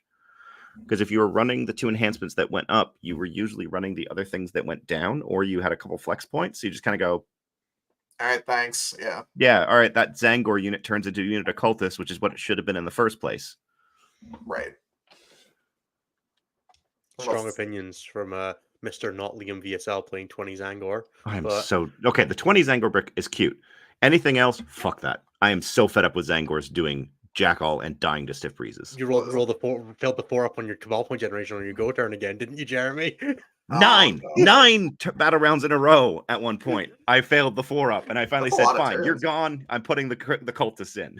Failed the 4 up again. At least didn't they you, always Jeremy? roll the 2-up when they die. I think T-Suns need to just get like held underwater until they stop moving when we get rules changes. But I'm very biased. I hate that army. They need to just remove the Dev Wounds option from that. They need to like just Guitar. they need to just redo Thousand Suns. They need to be like, Yeah, look, that's true. we fucked up, our bad, sorry, and move on. No, the army's fine. It's 25 tactical marines and Magnus. I've literally never seen someone on a stream play the rules correctly for that army. I think that's a sign that army needs change. After having, because I'm pretty good with rules, after having played 15 or 20 games with them, I'm still going back and be like, is that how that works? There's no way that's how that works. Oh, that is how that works. Look, all I'm saying for Thousand Suns is that can we please just add that you can't move further on a turn after you set up from reserve rule back? They just need to put that in the game for everybody. Just need to That's a rule. sign it on the front of the book. Like you came in from fucking state. You mean you're getting It's a tired of roll the crystal card. unit teleporting 9 inches away from your home objective not that you had even perfectly just the screened out and then crystal moving unit, on to man. it? Why are people deep striking and then fire and fading? Stop it. Get some help. No, they're Eldar, so they're just deep striking and then fading. Homer and fade. Yeah, it's not even. I hate this. I hate this all. Yeah. At least in 9th, we had the clause around actions failed if you moved during your turn. Well, there's no actions anymore, right? I know. So... Actually, to fix homers, you could actually fix it by just saying that, at least the homers and fade edge case, you could fix it by saying that this unit is also not eligible to move. I mean, or you could just fix the actual problem. Just kick out. I'm just an ideas guy, but I'm just saying. I don't know. I kind of like moving Magnus. Jeremy and I are going to mute up for a minute, Anthony. Tell us all about how your list gained some points and changed not at all. Okay. Look. Listen. We're talking World Eaters, guys, in case anybody wasn't sure. This shit is pretty sad. So, World Eaters, thankfully, have pretty good internal balance, which is really cool. A lot of their units that you're like actually supposed to use, not like the Helldrake and shit, but like the World Eater units have good internal balance. They all fill roles, they all do different things. Like, pretty good job. Just going from Jackals to Berserkers, not strictly an upgrade. Going from regular 8-bound to Exalted 8-bound, not strictly an upgrade. A lot of reasons that there's reasons to take both. Excellently designed, good job. The only problem with that is they gave us a bunch of points drops on the list that I was playing, which was 1995 or something like that before. And they gave us points drops, which is cool. So my list is down to 1955. Feasible, right? Any other book, move a unit out, upgrade a thing, make a thing slightly better, take a slightly better version of something else. Easy. Now, that is not possible in World Eaters. So, you could turn the 10 Jackals that I added to the list when the points changed the first time into 5 Berserkers. Unfortunately, 5 Berserkers don't hit hard at all. You didn't really get a real trade unit out of that. Half the time they hit less hard than Jackals do. So, you can attach that unit to one of the, to the 5-man, right? 2 10-mans with your characters. Woo! Now, this is not a bad option. It's a pretty good option if you don't want to think about the character placement stuff, because that's a rake you can step on with the list that I was playing. It's easy to get that wrong. That's real life. Fair enough. Simpler decision. However, comes with the objective downside of having less units, which is already a bit of a problem in World Eaters. Also, if you're a person that really hates not playing a 2,000-point list, that list, still 1975, which drove people insane when I did it last time. So I'm pretty sure that's not going to solve your problem. So, we move on. All right, listen, just playing 1955? That's annoying. What if we try cutting a Jackal unit? That leaves you 115, which also buys you, you guessed it, fucking nothing. You can buy exactly Berserkers. You can buy nothing else. There's not a rent. Sure, spawn at the same price as Jackals, though. And at that point, you might as well just take the fucking Jackals, because at least you get 10 dudes and an icon. What about a character that's bad, but with an enhancement that's also bad? Can't do that either. That actually doesn't even fit. Yeah, it's not great. It's suboptimal. It's hard. You could take like Flesh Hounds in a different life, you know, before they were like, you have to take 120-point bloodletters to take any of your demon allies. And you're like, all right, well, I'm not doing that. I'm like, yeah, it's not good. It's a mess. You could like cut the second Rhino wholesale, but like for months, I've had great success with running 2 Rhinos, and it's like an instrumental core part of why the list is good. So I don't think you should do that. That seems bad. Especially in a world where T-Sens are still really good. I don't want to have less boxes, especially if this 10-point buff makes people look at GSE again. I don't want to have less boxes. Like, I don't want to have less boxes. Having less boxes means more dying. So, ultimately, all that to say, I intend to play a 1955-point World Eater list. Yes, the Jungle Lord is 100 points, and he is also worse than a unit of Jackals. So, I'm just playing 1955. And if someone comes up with a fucking galaxy brain solution to this puzzle, you let me know and we can talk about it. But I have not found shit to fix this problem yet. And I've asked a lot of really smart people and spent like 15 hours on it last week and did not come up with a solution that made real sense. There's a bunch of stuff you can do, just not while And you know, maintaining the integrity of the having the 2 Rhinos thing. What if you know for a fact you don't like Anthony and we just can't Angron? Dude, I would love to not be able to not run Angron anymore. Unfortunately, nothing else in this fucking book have fly, and we were able to move after we deep strike this edition, so I can't screen move blocks anymore. But you know for a fact, Anthony, that people are going to try, just like they tried with the 1975 list. Dude, I wish them luck. You can, again, if you're just like average person playing Warhammer, I would argue that you probably should cut 10 Jackals, add 5 Berserkers to one of the character units. Playing the list will be significantly easier because it is important that you get the character placement decision right in like pregame, and it is easy to get it wrong and makes matchups wildly different if you get that decision right or wrong sometimes. So, if you would like to play World Eaters and you'd like to think a little bit less, welcome back to the 1975. It's our old friend. We're doing it again. We have 10 Berserkers in each unit, and off you fucking go.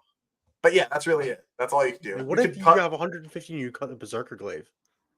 You could do that. You don't get anything for it, though. Look, I've tried a whole bunch of shit. I was looking at cutting the 3-man of Exalted to turn it into a Demon Prince. You can do that, but then you don't get the fucking helmet that makes the Demon Prince good. It's a mess. Everything is just wrong. Just wrong. What if you gave the Demon Prince the glaive? You could do that. It's bad. I don't know why you would, but you could. Good shit. I am glad World Eaters players are having the right kinds of problems of how to make our playable list slightly worse to make it too closer to 2000. I love it. I'm totally here for that.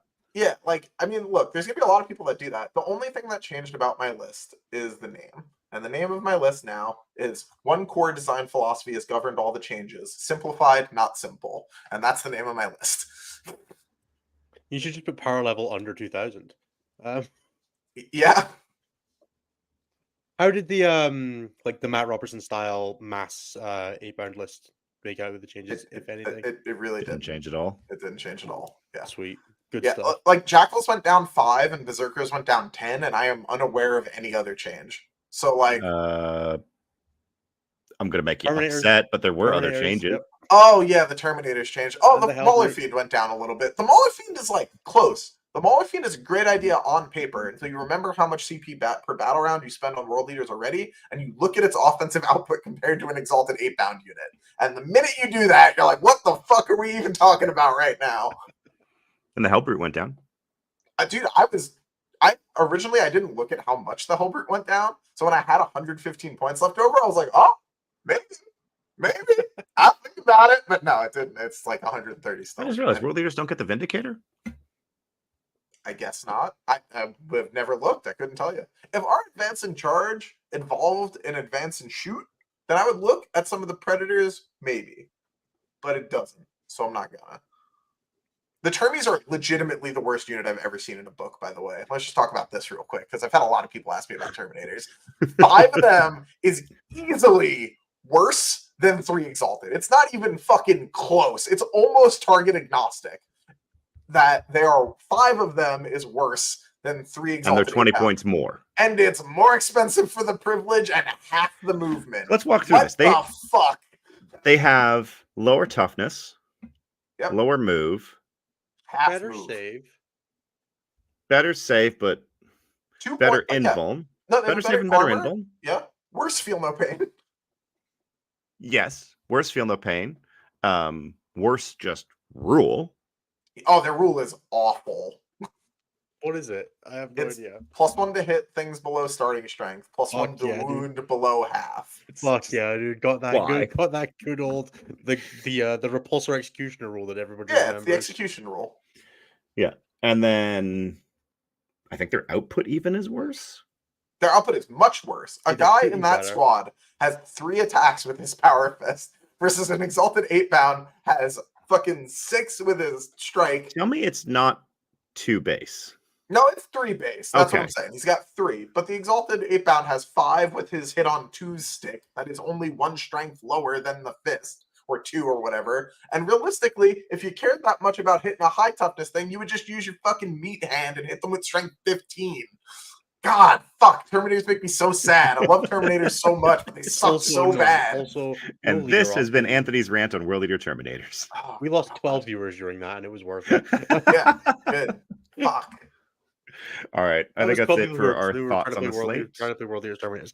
That is going to be the end of our Data Slate coverage. Let's do one last thing. Biggest winner. The stockholders. Because surely not a lot of work was put into this. Biggest army winner, Anthony. Come on. Oh. Be an adult. Orcs, obviously. I had to think about that for a second. Duh. Thousand Suns. Yeah, Orcs Thousand Suns, book being yeah. just like their index points. What the fuck? If that happens with Tau, I'm quitting for a month. Like, fuck this. To be fair, it's not their index 142s are points. 100 It's the points. current MFM points. Yeah, whatever. We know what we're talking about. The same points that they had when they had 1 detachment and no options. Yeah, I'd say Thousand Suns just because they dodged any increases and actually got, not stuff that anyone's really taking, but sorry, they dodged any significant increases since people are going to get the stats pedantic. bear out that Thousand Suns are actually doing well, like in general. Because in my mind, like 4 people are allowed to play Thousand Suns, and that's like it. Thousand Suns are currently for the meta that we just came out of. We're the third best army. It was Necrons, Sisters, Thousand Suns. Okay, never mind. They had a Did you higher not- win rate Anthony, than did you not Custodes watch and this? Tau. Like, come on, man. They won. We made this. Like, Yeah. come on, were you just not watching? No, I was not. No, he wasn't here for that. Yeah, I was specifically No, not like there. yes, Careful. it is very easy to fuck up with our army and lose, but it is also very easy to just. I mean, it seems to be easy to fuck up and win based on what the thing you just showed me was. All right. Biggest loser. Admech because they still suck to play. If you have real severe OCD, then World Leaders, because God, that points thing is going to send some people over the edge. Realistically, it's Admech, but Admech was never going to get fixed by this. Admech is like fundamentally flawed at like a. They've at least given us hope, which makes me sad because I have so much Admech that I haven't played in like 2 years. No, again, WTC guy? Dude, they could fix Admech like that with some mechanical strain just to give them some juice. But, like, it's never happening with points. They're just badly designed and suck. Like, unlucky. Yeah. I wouldn't even say Necrons are the biggest losers because they got nerfed, but they didn't get nerfed that hard. I think Necron builds are like actually almost the fucking same. Like Josh's list went up a bunch of points, but he like cut a unit or two and switch. I think his list is exactly your move a Doomstalker. You probably wouldn't do that though, right? But like if you wanted to just not change anything and you didn't want to paint anything and you had built exactly that list, you take a Doomstalker out of the list. You take a Doomstalker or an Immortal Squad. I was going to say you just take the Immortal Squads out and turn them into like something else that's also broken, right? I think they're generally more of the core list than the Doomstalkers are. Like his team's list for Alpine was already cut 1 Doomstalker for another Immortal Squad. So Immortals are just powerful. That's fair. Anthony, if you could you start charging like instead of doing, like 1999, how people do that for all your coaching, could you charge like XX55 on all your coaching stuff now? I mean, I could. If he set his rates, he could. That'd be great. Yeah. All right. Most excited by what army do you want to see on the table a little bit more because of the book? Not necessarily because it's stronger, but just because you think it'll be interesting. I'm just like big CSM waiting room. I'm like chomping That's at the fair. fucking bit, just like rocking back and forth. Like, give me my stuff. This goes to buying of Astor just in case, because I know I won't be able to get him if he isn't. I mean, he is hard to get if he's Exactly. getting, so you're gonna want to get on that sooner rather than later. I have one if you want him. And I painted I it. can And get a everything. Vastor in the UK quicker than you can ship him to me, and I just probably meant, like, cheaper. Yeah, but Anna painted this one. It's cool. That is cool. I feel like you should keep that for like sentimental value, because if she's good, you No, could use her at WTC. I have tons of armies I have tons of stuff that she painted. It'd be cool to have like an international player play with something she painted, right? That's cool. Very fair. Jeremy? That's a good question. I mean, right now it's just because it's what I've been working on and what I've been having a lot of fun with is probably Thousand Suns again, because now I'm looking at Demon Princes again, going, This is maybe worse than this- everything else I could play. Maybe I could have less cabal points. God, I want a Demon Prince and CSM to be good so bad. I'm gonna be jumping through so many hoops when that book comes out to try to make that work. I tried the Talisman guy in Slaves, and he's just not. He's fine. He's so not 200 good. points. He's Yeah, very he's not- 200 point coded. Yeah, he's not. He's not good. If he was like 30 points cheaper, he'd be sick though. Yeah, he's big 200 points AP2. That's the like. Yeah, no, he does damage when he charges, and then if he does anything else after that, it's like nice. more. It's What I like wanna- AP2 by committee. What I want to put on the table right now, and this is very much a hear me out moment because I'm pretty sure it's horrible, is a Dark Angels Ironstorm build with 3 Vindicators. Do it. Don't be a coward. You can. Those Put are the lion in there models. for more wound protection, so you don't get grenaded to death. Hey, Scary, saying hi from the B tier, and Mike Pestilence from Warhammer, Alpha Legion waiting room, ready to infiltrate the meta. Hell yeah. It's not going to be infiltrated. It's going to be uppy downy fortunes, and we all know it. I want to live this Please no. life. I don't want to live that way. Actually, no. The best outcome when we see the CSM book is if Night Lords are good, Hi, Anthony. because Anthony's coaching rates will go through the roof. Dude, I'm ready. I read the shit out of that trilogy. I'll play the fuck out of that Alpha army. Legion It's are good. just allowed to use the Scorch Rod burn spurn ability every mission. Oh, Yeah. not that again. Give. You know it's gonna be like. Shall we pop over to Fucking- questions since we're already fairly ahead? No, I need to do the plugs, and then you need to do the competition thing. That's what I mean. No, as in, move enjoy on to the that. next I'll be right topic. back. All right, guys. Thank you so much for listening to our Daily coverage. What is Anthony? Why are you disappearing? Is this so I don't get made fun of? I appreciate it. All right, guys. Thank you so much for being with us for the plug so far. There are 100. I think at one point we had 190 people watching the live show, which is fantastic. Really great to see you all here. We hope you're having a great time. If you're in a position to, there's a bunch of ways you can support us. First of all, is checking out youtube.com/statcheck. If you can drop us a like, comment, subscription, all that and good engagement stuff, it really does help us out, and it really does make us feel loved and enjoyed to see you guys, talking about stuff in the comments and saying things that we did well, things we could have improved on, all that good stuff. Somebody gave me like the nicest compliment of all time on an episode last week. I was like, oh, genuinely like made my day. So 100%, if you want to ruin my day, say nasty things. Don't do that, please. It will hurt my feelings. I have very, very poor management. No, send him all the compliments. Make him feel It'll real make me uncomfortable. even more uncomfortable, but I'll enjoy it deeply. If you're in a position to, check out patreon.com/statcheck. $5 a month gets you access to our Discord community, where you can hang out with an incredible group of people. We have a competition that we'll be talking about at the end of it. We've just finished up the Vibe Check League, which I believe was won by Kit Smith Hannah. Second place was Alex Sacco, and third place was Jack Davis Fletcher. So they'll be getting all their prizes and all that sorted out over the next week or so. So if you want to stick around for the next one, I think we give away like a few $100 Canadian every month or every quarter for that one. So yeah, check that out if you're interested in getting involved with our TTS leagues or anything like that. There's also a discount code for Red Dragon, who also provides sponsorship for the Vibe Check League. Speaking of sponsors, you can check out Red Dragon at red-dragon.ca. You can get there with us. You get 20% discount with our Patreon, but otherwise they're just one of the best friendly local gaming stores in the Ottawa region of Canada. They're Jeremy's local. If you want to, get a chance to play him, that's the place to be as well. Yeah. Jeremy, say nice things about the Red Dragon for me. They are probably one of the best stores that I've ever been in. Innis hasn't been in there, but a good chunk of the staff from StatCheck have either gotten stuff there or been there. and can comment. Dan just does wonderful work for our local competitive community. We have 13 game space tables that are always available, as well as card tables. We run a GT every few weeks. Dan is one of the biggest sponsors for tournaments in the Ontario area. He's also, I think, one of the biggest sponsors, if not the biggest sponsor for Team Canada. He's also a sponsor for Team Scotland, as And well Team as for Team America. USA. He's just collecting teams. At some Dan's point, kind of awesome. At some point, he'll try to own the podium, I think, just by sponsoring the three Dan's teams that got a Thanos gauntlet that he's just Yeah. putting in. Like, you know, like the pebble that fell out of it is Canada, obviously. But Yeah. But yeah, no, he does a lot of really good work. The community basically gives back to him by buying a lot of shit from him. So go buy shit from him at Weird. red-dragon.ca. He also runs all of our merch stuff for dice and objectives and stuff like that. So check that out at Red Dragon. Whale and Yutani is our second sponsor. That is Whale and Yutani. The link is in the description because I can never remember what the actual URL for that is. But they're the supplier for the WC terrain.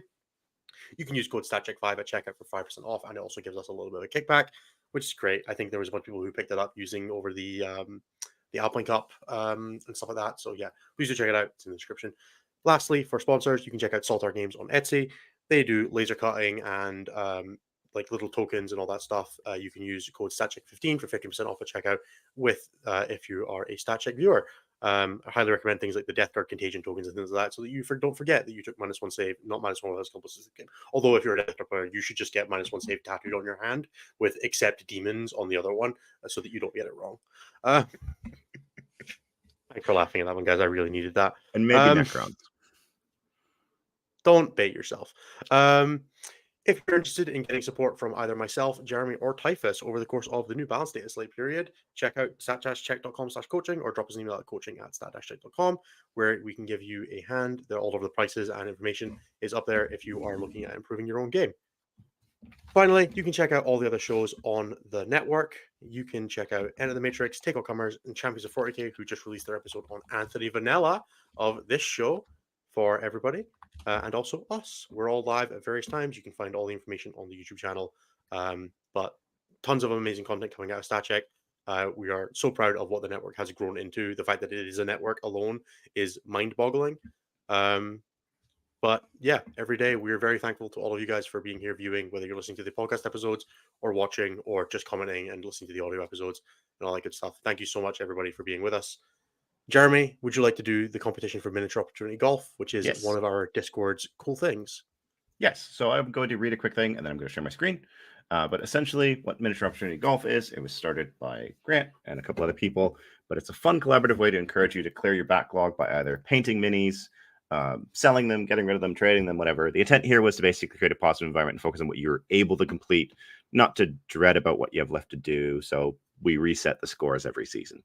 And so Red Dragon has been generous and kind enough. They provided us with some additional pricing. So the 5 names that I'm about to draw here will get $50 in store credit at the Dragon. Reach out to Dan. I'll put you in contact if you don't know who he is, but he's active in our Discord.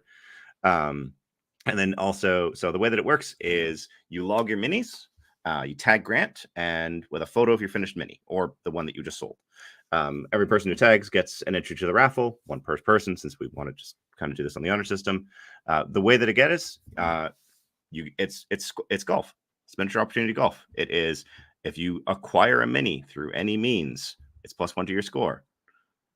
And then when you finish a model or sell it, -1 to your score. Nice and simple.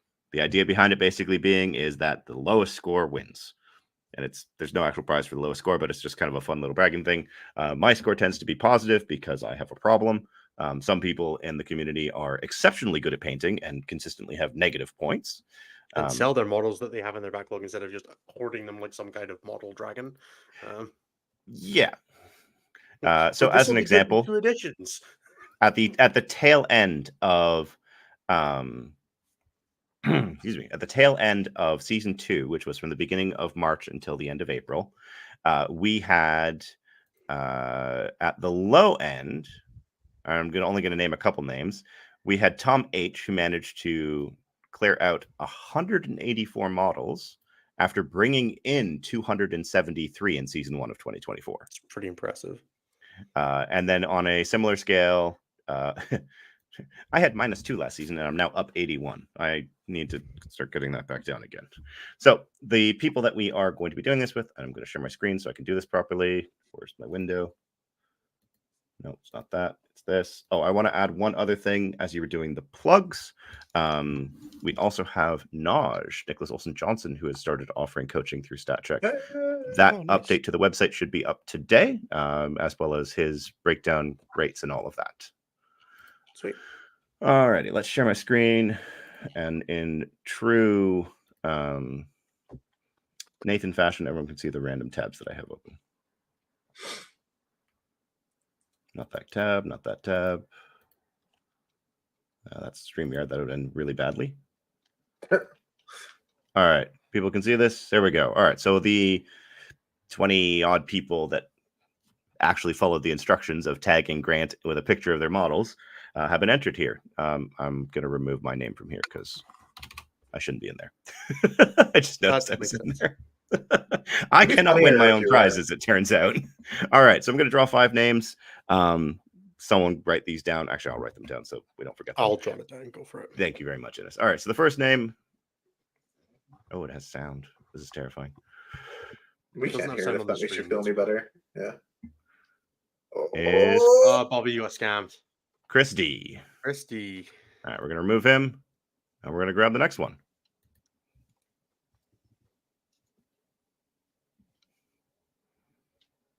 That is, Prez, so fat, close. Richard Kilpatrick. All right, number 3. I like this part where people get narrowly scammed. That shit is funny. Yeah, it's great. Oh, Mike. No! Nick. Nick. Gets it. All right, number 4.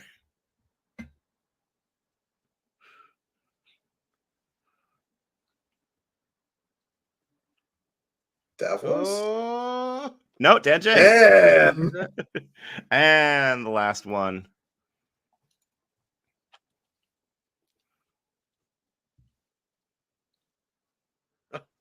Oh, Davos scammed twice.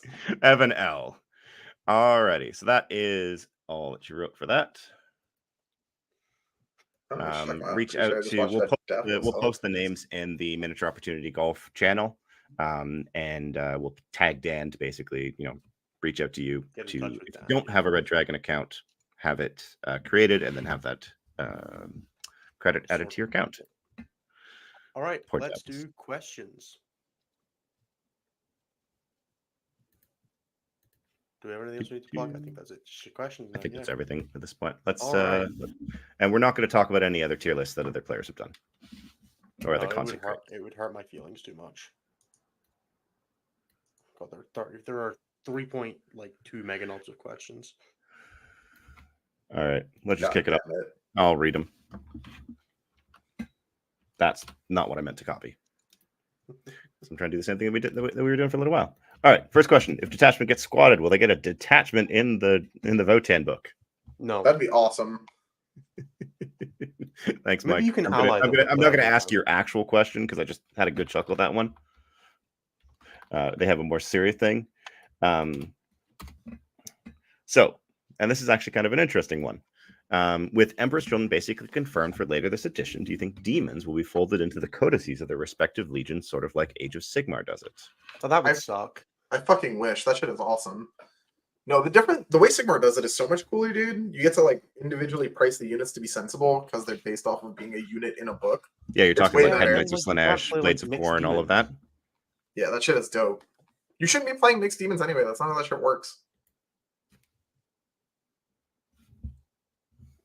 They don't work together. They're very literally opposed. Also, Undivided demons never really sat right with me.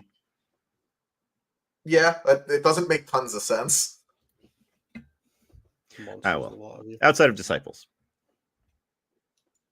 All right. Derek complains about Kasserkin. Okay, this is kind of a fun one. Johnny asks, what is the predictions for the best and worst armies in the game this time next year? Oh, God. This time next year? I know. That's why I was like, Necrons and Space Marines. No, not like this. It's as likely as anything else. Pain and suffering. Yeah, this is no. Jedberg, we will try to go through some of the questions for the Data Slate review. We're gonna go through the interesting ones, but there are like 70 of them, and we Yeah, have I'm finite in them while time we're going on this through this, earth. and we'll grab the ones that are interesting. All right, this is actually a more better question. Kyle Lapcopy asks if Inner Circle is viable with point changes. Inner Circle was never viable. Don't do it to yourself. It's They had pain. one I cool tried. thing, and it was -1 damage, and now it's -1 to wound, and it's so much worse. Yeah. All right. More seriously, though, we have Beginner Sam was asking, how do you know whether to stick with your army or change armies when you're struggling to win games? Are you enjoying playing the army, or is it just every game miserable? If you're not enjoying it, change. If you are, stick with it. It's usually the way to do it. For like a competitive growth perspective, the best way I've found to do it is like look at how the army's doing kind of in general. And if like you're getting shit results with it and the army is also just getting shit results broad stroke, then drop that shit and get something else. So you can learn how to play better.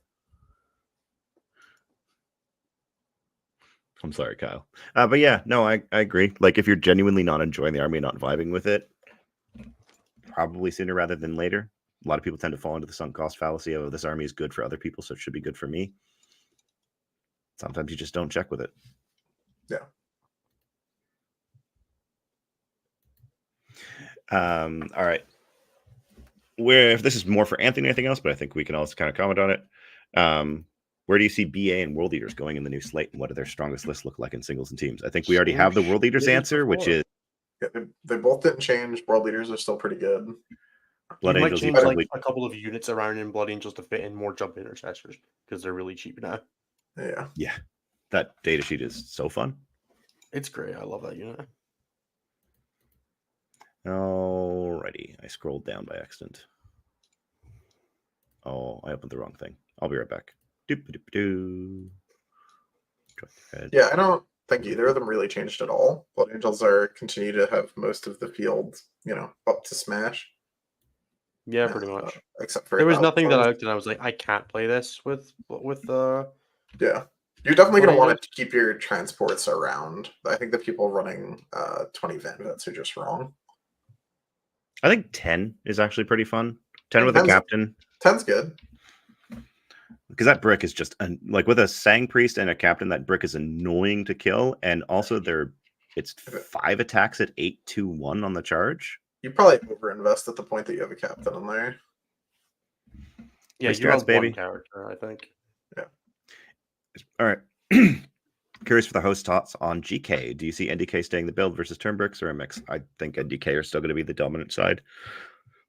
I think the 4 NDK 3 Terminators brick build is still probably the most flexible, but the 6 and the 5 lists with NDKs have more of a place in teams usually because the skew is a little better there. But I think I would play like 4 NDKs, 3 Terminators, or like 3 and 3 with more chaff, something in that region. I think you always want to have at least one Grandmaster. But like the NDK Grandmaster? Yeah. It's nice being able to kill something bigger than a Rhino with an NDK with any reliability. That is true. And that's basically it. Like the full rerolls on that thing is even the Rhino. Like sometimes you're just like Armric attempt 5 up. Fuck. Yeah. All right. Officer Ben of the Vegas 501st asks us, open bar, no limits. What are you ordering for yourself? What are you ordering around for your friends? Anthony. Open bar, no limits. I don't know. Coke till my eyes bleed. Yeah, I would end up just doing something like that. Pineapple juice and rum. That's my favorite. I mean, if it's no limits and it's an open bar, I'm going for like a 30-year-old Scotch. Yeah, fair. That's refined though. I like making my friends suffer. My friends tend to. No, this is for me. No limits. I'm not drinking nice things. I'm drinking till I die. No, I'm drinking the expensive shit that I wouldn't buy for myself normally. Yeah. And then round up for my friends. Depends how the night is going. Are we out celebrating? Are we out mourning? Are we out just for laughs? Yeah. My friends that don't play 40K are all like big whiskey nerds. So I just would, if I wanted to do that, just, go hang out with the lads. Yeah. All right. Idris asks, what's your view on Dread Mob? How do you think it will do and what's its main issue? I think its main issue is that the data sheets that go into the army aren't very good and that you're trying to play orcs wrong when you try and do that. Yeah, I think people got a little too hyped up on the possibility of grot tanks being in that army. I think even then it was bad. I don't think that army has ever actually been good. I think it's been good in calculators and Reddit. To be fair, that's where most people play. So Fair enough. I've played into it a couple times, Hello. but I played into it with grot tags being on the menu, so that was a very different experience. When we played it without, it suddenly felt it definitely much does easier kill to 3 deal with. mega knobs. Yeah. Kills the shit out of them though. Oh yeah, for sure. Those 3 dudes are dead. Yeah. So are most of your killicans, but Yep. Context, details. All right. Frank asks, he just said went to his first in real life teams event and loved it. How has playing in teams affected your play style in singles? kill that place. Well, I guess. I mean, I push for larger differentials, right? Like, that's the short answer. That is also the easy answer.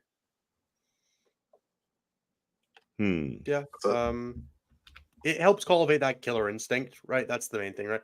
Or it Yeah. helps you identify like how to push for how to play for a longer game, to push for a small draw in a losing matchup, or how to blow out a big win. Yeah. And being able to blow out big wins and have time between games and a break and also just an easier win is strongly valuable in some situations. Yeah. The biggest thing Teams has done is that I consistently play a much like higher level of player now. So when I go into what we affectionately refer to as Gen Pop, the difference in play level can be stark. Yes. I find for myself, I tend to be explaining myself a lot more because when I'm playing by intent at team tournaments, especially where English isn't necessarily a first language, I have to be much more clear about what I'm doing and how I'm doing it. So I find that I've gotten better at explaining to my opponents in general how things are going because I don't like turn that switch off between singles and teams. That makes sense. All right. Tao asks us, and I'm hoping that that's actually your name, or we're going to get after you for changing your name. What's your favorite terrain layout between WTC, GW, UKTC, the one used at BFS, Alpine, or another? And you nailed it in one, bro. It's WTC. It's the best layout. It plays the most interestingly. Not all of them work well for singles, but if you pick the ones that do, they play just fine. Yep. And from a team's perspective, there is just enough variety. I think that there needs to be a little bit more variety in terms of density. Because I think we could do with like one board that had actually less runes on it instead of all of them being 10. Yeah, I think you could make the 2 light tables that you have in an 8-man row be 8 runes each instead of 10. Yeah, I think so. But you'd have to change how they're positioned because right now you like. No, 100%. Like change the layout entirely, not just take 2 ruins off the table. Yeah, on the light layouts as it is, the objective's already in the open. You just have the saving grace of being actually not in all of them. That's not all the of them. Thing. Not all of them, and I think that's actually another mistake on the light tables. But I think that's what you should do. If you play on the light tables, you walk up to the table and you get to pick one rune, and your opponents have to remove, and that's how light tables should work. Go away. And then you get to go and add it to the heavy table. Your defender gets to take it and go over there. Your defender picks a ruin, removes it, and you can put it on the heavy table. Yeah. All right. Tal also asked, and I'm not going to put this in the chat here, but how do you convince your spouses/significant others the drinking trip overseas with your buddies is a competitive tournament and important for your income as a coach? Very easy. Don't. I mean, homeboy doesn't have other income, so.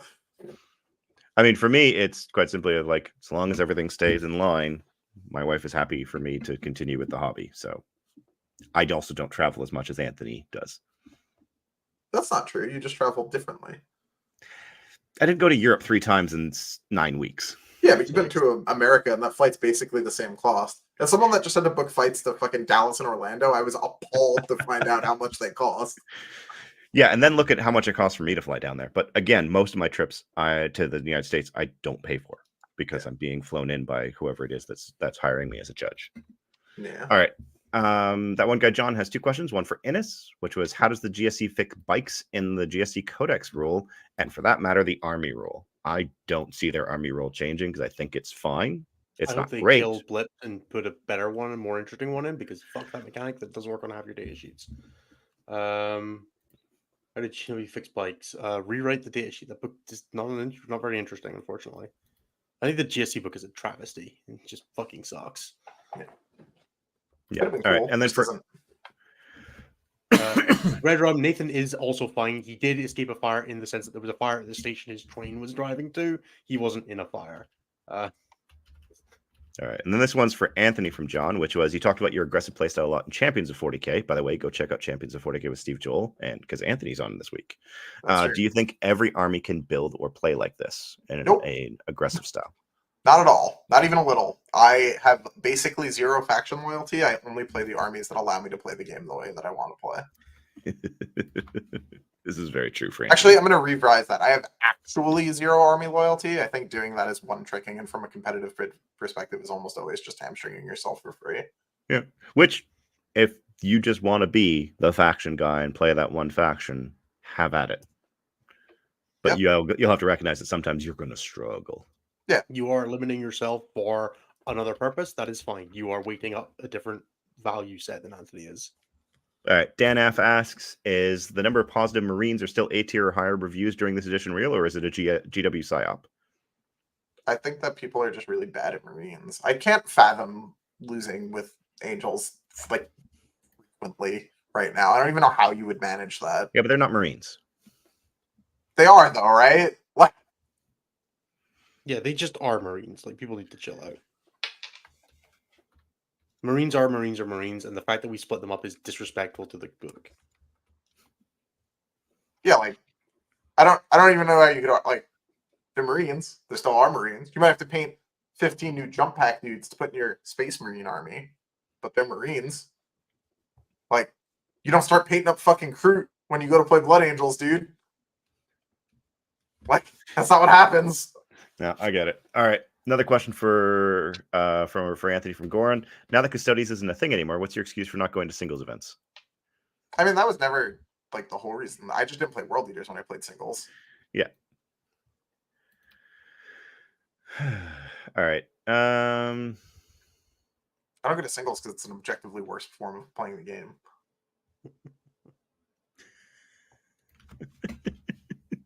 So Eric Cultist Jan with this one just made me laugh. In fairness, what is the Team America roster process but designing a tier list?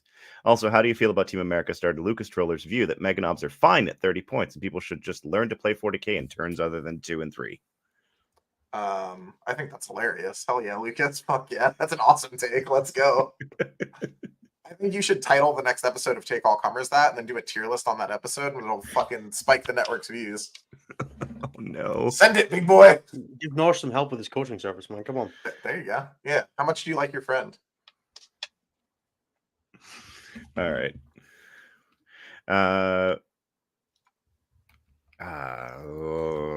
I like how they single you two out for this, but what changes would it take for Anthony and Ennis to think that Custodians should continue existing in the Warhammer 40k tabletop game? I'll give you the answer. They should be Agents of the Imperium, where you can take one infantry squad and one character. One custodian model as a lone op. Like no, not a lone op. No, they just eat it on the face. Yeah, that's fair. One custodian dude should be a character that you can bring. Stop. One regular custodian model.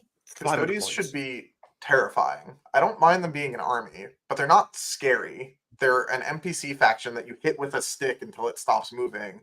Half the time the stick breaks. That army sucks to play against. Maybe the new book is more dynamic. I haven't played against it yet.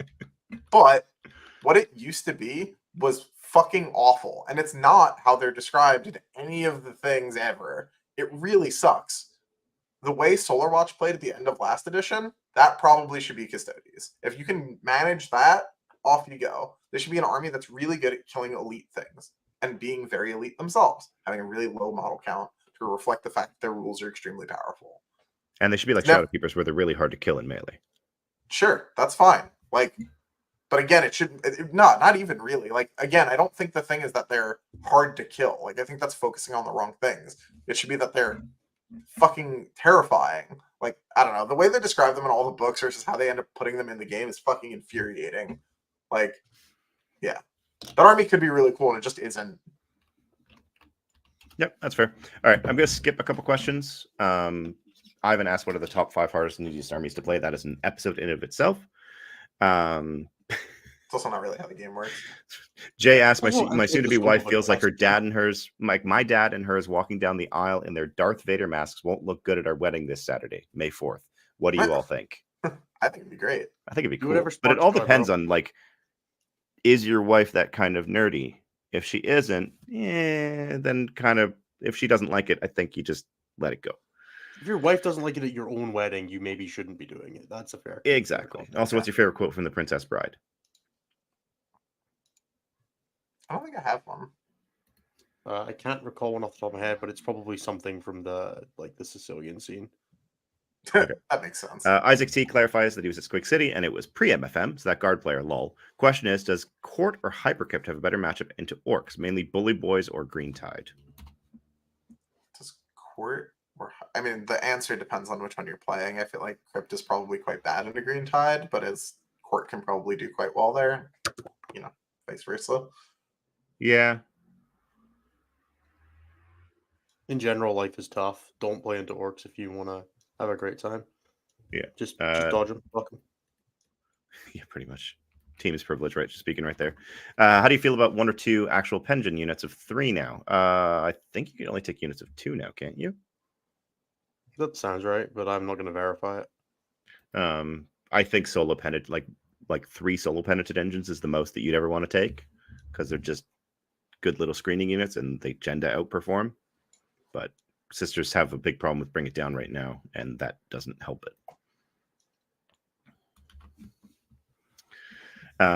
Nicholas asks, did Custodes get the AdMech codex, level codex that he was hoping they might get? Yeah, pretty much. I love the Custodes Codex. I think it's great. I wish it was worse, but I'll accept what they got. All right, John, we'll talk about this later, but I think that was more of an editor missing it. Coco Jack asks, how do you change your mindset to win more games? I find my opponents always agree I do the correct things at the right time, yet I still manage to lose games that I can see the path to victory in. I think that often people are not prepared to answer that question well after a game, and I think most of the time asking it is not super productive, but that's just me. I think that the big answer there isn't necessarily asking your opponent, did you do anything wrong, but rather taking the photos and going back and reviewing the game a week later with, this is what happened on these turns, this is what I did, Or with a friend, a coach, or someone else, and being like, what did I do wrong? What could I have done better? Where did the game fall apart? You could also do the old did I do anything, or did I not do something that you were expecting me to do or that you were worried that I would do? Also, there's a 50% chance my power goes out. I just saw lightning and I live in the woods. So, alrighty. The question I like in that kind of situation is there anything you were scared I was going to do that I didn't? Right? Yeah, that's what I was saying. Is the one that people often, when you ask what would I do differently, is it can sometimes feel like if you offer advice there, they're kind of attacking your win a little bit, where you're like, oh, I think you fucked up this, so you should have won. Where people are often could be a little reticent to answer that kind of question. Or they're like, oh yeah, I don't think there was much you could do. I think I was always going to win this, right? Because that's the natural kind of response. Where if you approach it from the perspective of, hey, what things were you worried I was going to attack? It doesn't necessarily give them it's like, hey, I think this is the thing that I was scared of. I had they might even go with I had plans in place, but it would have made the game more difficult, kind of thing. And it's that's the way to start finding approaches and avenues into the game, because if you're finding that consistently it's the same thing, they were scared of you jamming on turn 2 and you're never jamming on turn 2, well, that's a really bad sign, right? So yeah. All right, that is it for those. We're going to go through a couple quick start, and then I'm going to very quickly go through the Data Slate review questions. Most of these I think have been answered by now through our just general chat, so go back to the first half of this. There are a couple that haven't been. All right. Charles S. asks, Anthony, a BA player let me 10-10 him with my Hypercrypt on Search and Destroy. Thoughts? Don't let that happen. That explains the win rate. Red Rome's calling for more content diversity. I want an Anthony deep dive on aggressive gameplay, but with the smarts on the channel. If you can find me more hours in the day, I will gladly make And that's often content. our problem. There's a lot of stuff that we would like to do, but every time we commit to doing more stuff than we're already doing, we have big who's going to do that and when energy. So all right. John, that one guy gives us $9.99 money in advance for all the dumb questions I've asked. They were not dumb. They were interesting to discuss. And of course, Ben McYurk with the Pickles treat money for $1.99. Godspeed, Pickles. Pickles does not like the lightning. Nope. Alrighty. And then, so we're just going to quickly go through here.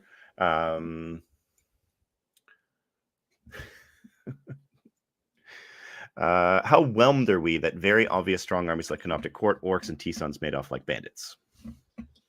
I just like, I don't know, Thoroughly whelmed. maybe I'm jaded, but I'm just like, yeah, bro, not enough data. I also or just look at whatever. it and kind of go, were they that broken? Yes, yeah, no, what the fuck? Yes, they were that broken. But it's just like, I don't expect good things from a design team that limits themselves to not being able to change the problem. Like, See, I don't think that's the design team's decision. sure, but the person in charge of the design team that limits their ability to change the thing or whatever permutation of this that you want to use, they can't fix the fucking problem because they've randomly decided that that problem doesn't get fixed because it's the wrong phase of the blood moon. Yeah, that's fair. All right. David and China asked the question that none of the three of us really want to answer, but it's a fun one. Is this the data slate we'll be playing at WTC? And if so, what do we think the top 8 lineup is? And so far Yes, as I am no aware, idea. yeah, exactly. That. Yeah. I will probably involve Thousand Sons, Necrons, and Space Marines. I'd be really shocked if it didn't. Outside that, all of your players play the middle of the meta is pretty flat right now. Once you get out of the top armies, there's 12 to 15 good options. What do your players want? What is your comp desire? What counters the new Necrons and Orcs and Tau builds? Right, we're all going to be learning that over the next 3 months, so that it takes a while. End of July is a slate, but rules lock is the 1st of July, so it doesn't matter if there's a slate in July. We're not playing it at WTC because list submission is the 13th. So yeah, but I think there's a good argument for 14 armies right now, right? It doesn't. You're going to see a lot of variety, and I also think that it's going to be real challenging, especially since Orcs Codex looks pretty good. It's kind of been mostly decent for codexes, so CSM, GSC, Sisters could all be out by then, plus maybe that redacted one. If that happens, stuff starts getting real squirrely real fast. Yeah, and you might end up with a lot of teams that miss, and a lot of teams that bring experimental stuff that doesn't work out. Yeah, all right, that's fun too. For Schweichenheid, aka Sebastian, asks, "What's the best Space Marine detachment or chapter right now?" I'm pretty sure it's still Suns. I go back and forth. It could be fucking any of them, frankly. Well, it's definitely not Anvil Siege Force. Yeah, I just meant it could be any of the ones. It could be. Has anybody actually put that on the table? Are we all just missing something? Okay, that's fine then. I tested every single one of those detachments that came out and went, nope, this sucks. I think I've only played 4 of the Space Marine detachments. I mean, I've only played 1. Oh, that's not true. I played Gladius once. Yeah, I was going to say. I played Gladius and wanted it to be fun so bad, and then I played it, and I was like, this sucks. What the fuck? Logan Trailshipper asks, which codex should the rules team be striving for in terms of flavor and balance? Thematic and possibly too strong with options like Orcs. Thematic and weak with lots of options like Nids, or something more condensed like Tower Custodes. I don't think Nids is thematic at all. No, I actually think that Orcs is where they should all be at, and maybe a slight tone down on the power, but that's Orcs, I don't see anything fundamentally broken in there that can't be fixed with small point adjustments.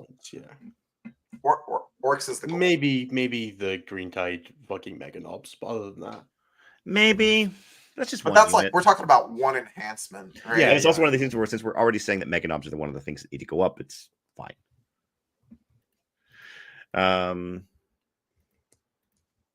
Yeah.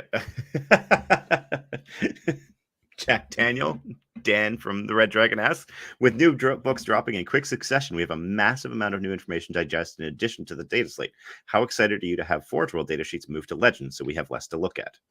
It's the best. It is just so fantastic. Get rid of them all.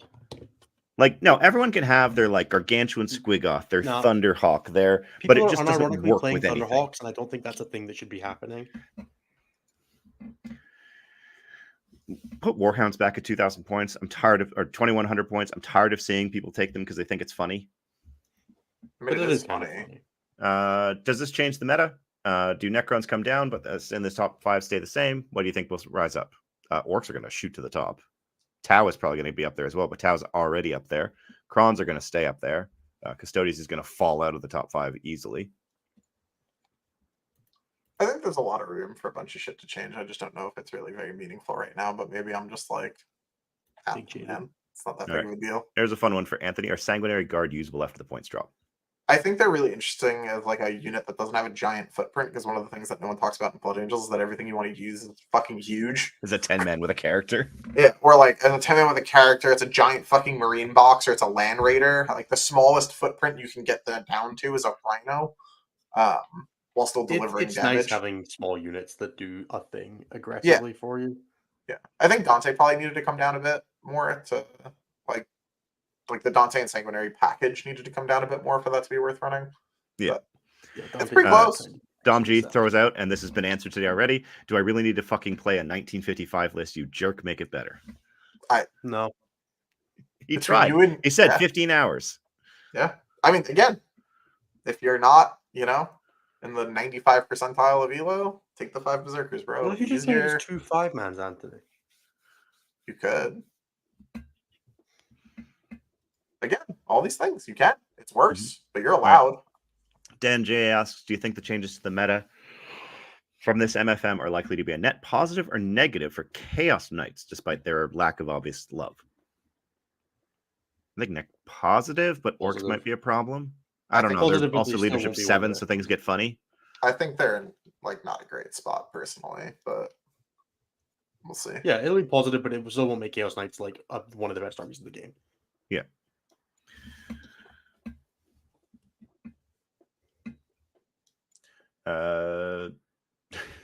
Big Drip Mac asks Anthony, has he lost to Wolf Jail? Fuck no, never will. Army's not good. Sean asks, how do I cope with having to find 10 to 20 points in my AdMech list for Kyria and or Calidus, since they made 0 cuts to any units I was actually running? Oh, that's horrible. I'm sorry, Sean, but that is very funny. Oh no, that's so dumb. Play Radzone Core. Stop playing Skitarii Hunter Core. You'll have a better time. Oh boy. Probably, yeah, but even then, it's still the. I don't think Kyria is worth it in AdMech. No, because you're attaching her to a real shit unit. Yeah. Yeah. Like the unit costs the same as her. Can you not? Jesus Christ. Never mind. I don't even have any more of that question. Move on. Fuck, AdMech is bad. Kyrie is the same price as 2 Meganobs, all right? So. It's good. Ow. It's good. Feel that deep in your chest. All right. What models are you all putting together right now because MFM has made you want to play it? Demon Prince? Just built 3 Predators. The World Leaders Army is over there in the case that I left it in after Alpine. I'll take it to the next tournament I go to exactly the same way. But yeah, no, for me, it's I really like this Demon Prince model, so I'm going to try to find a reason to use it. It's a fucking cool model. It is such a cool model. It's hilarious the like, box size that it comes in, and then you see it and you're like, okay, it's a bit smaller than expected, but it's still bigger than what I thought it was going to be. It's huge with the wings. Like with the wings, it's genuine. Oh yeah. Really I've got cool. the wings pinned for attaching them. There's a really cool list that's like you can fit 8 princes, like 3 of the CSM regular one, 3 of the CSM wing one, and 2 allied demons ones, along with like 2 squads of Nurglings and like 2 squads bikers, 2 squads warp talons. And if you cut some of the chaff, you can put Abaddon in instead. And it's like that list is just RTT hilarity. Like I would play that shit. That'd be great. Isn't that just CK but worse? Fucking yeah. It's CK with Dark Pacts, bro. Fair. And just Abaddon. kill yourself. Whoa. Dark Pacts. With Dark Pacts. I know. It's Yeah, Jeremy, come on. We can't be advertising that stuff on air. Jesus Christ, Jeremy. Fuck.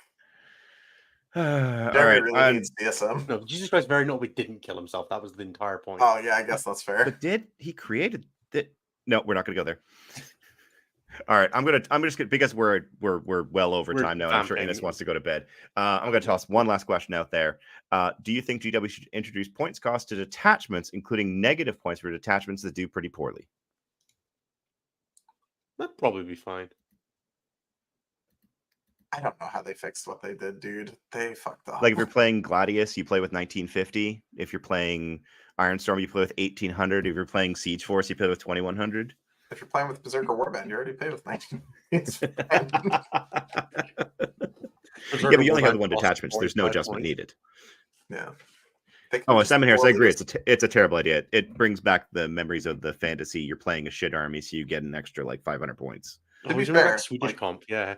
You can only have 1,200 comp points, and if you bring, and it's exponential. So if you bring Fate Weaver, that's 7 comp points. Lord of Change as well is an additional 7, but he's 14 if you have Fate Weaver as well. Fuck yeah, dude. Let's go right back. You need a spreadsheet and a PhD.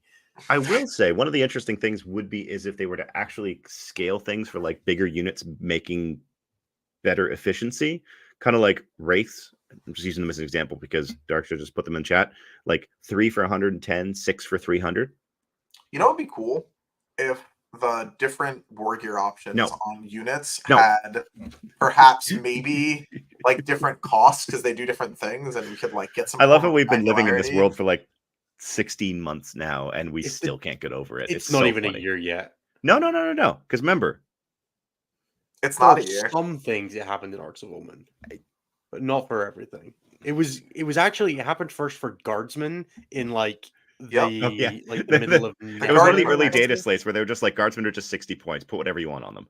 Yeah, and it didn't matter because nobody played them anyway. Yeah. I think it's a net positive because it saves people from fiddling with those little last points. Agreed. Yeah, I hate granularity. It's the worst. No, but it's also just like here's the thing, Anthony. If your list was 1975 and you didn't have plasma pistols, or it was 2000 and you had plasma pistols, would you fucking care? I mean, I don't give a shit. I'm about to play a 1955 list. What?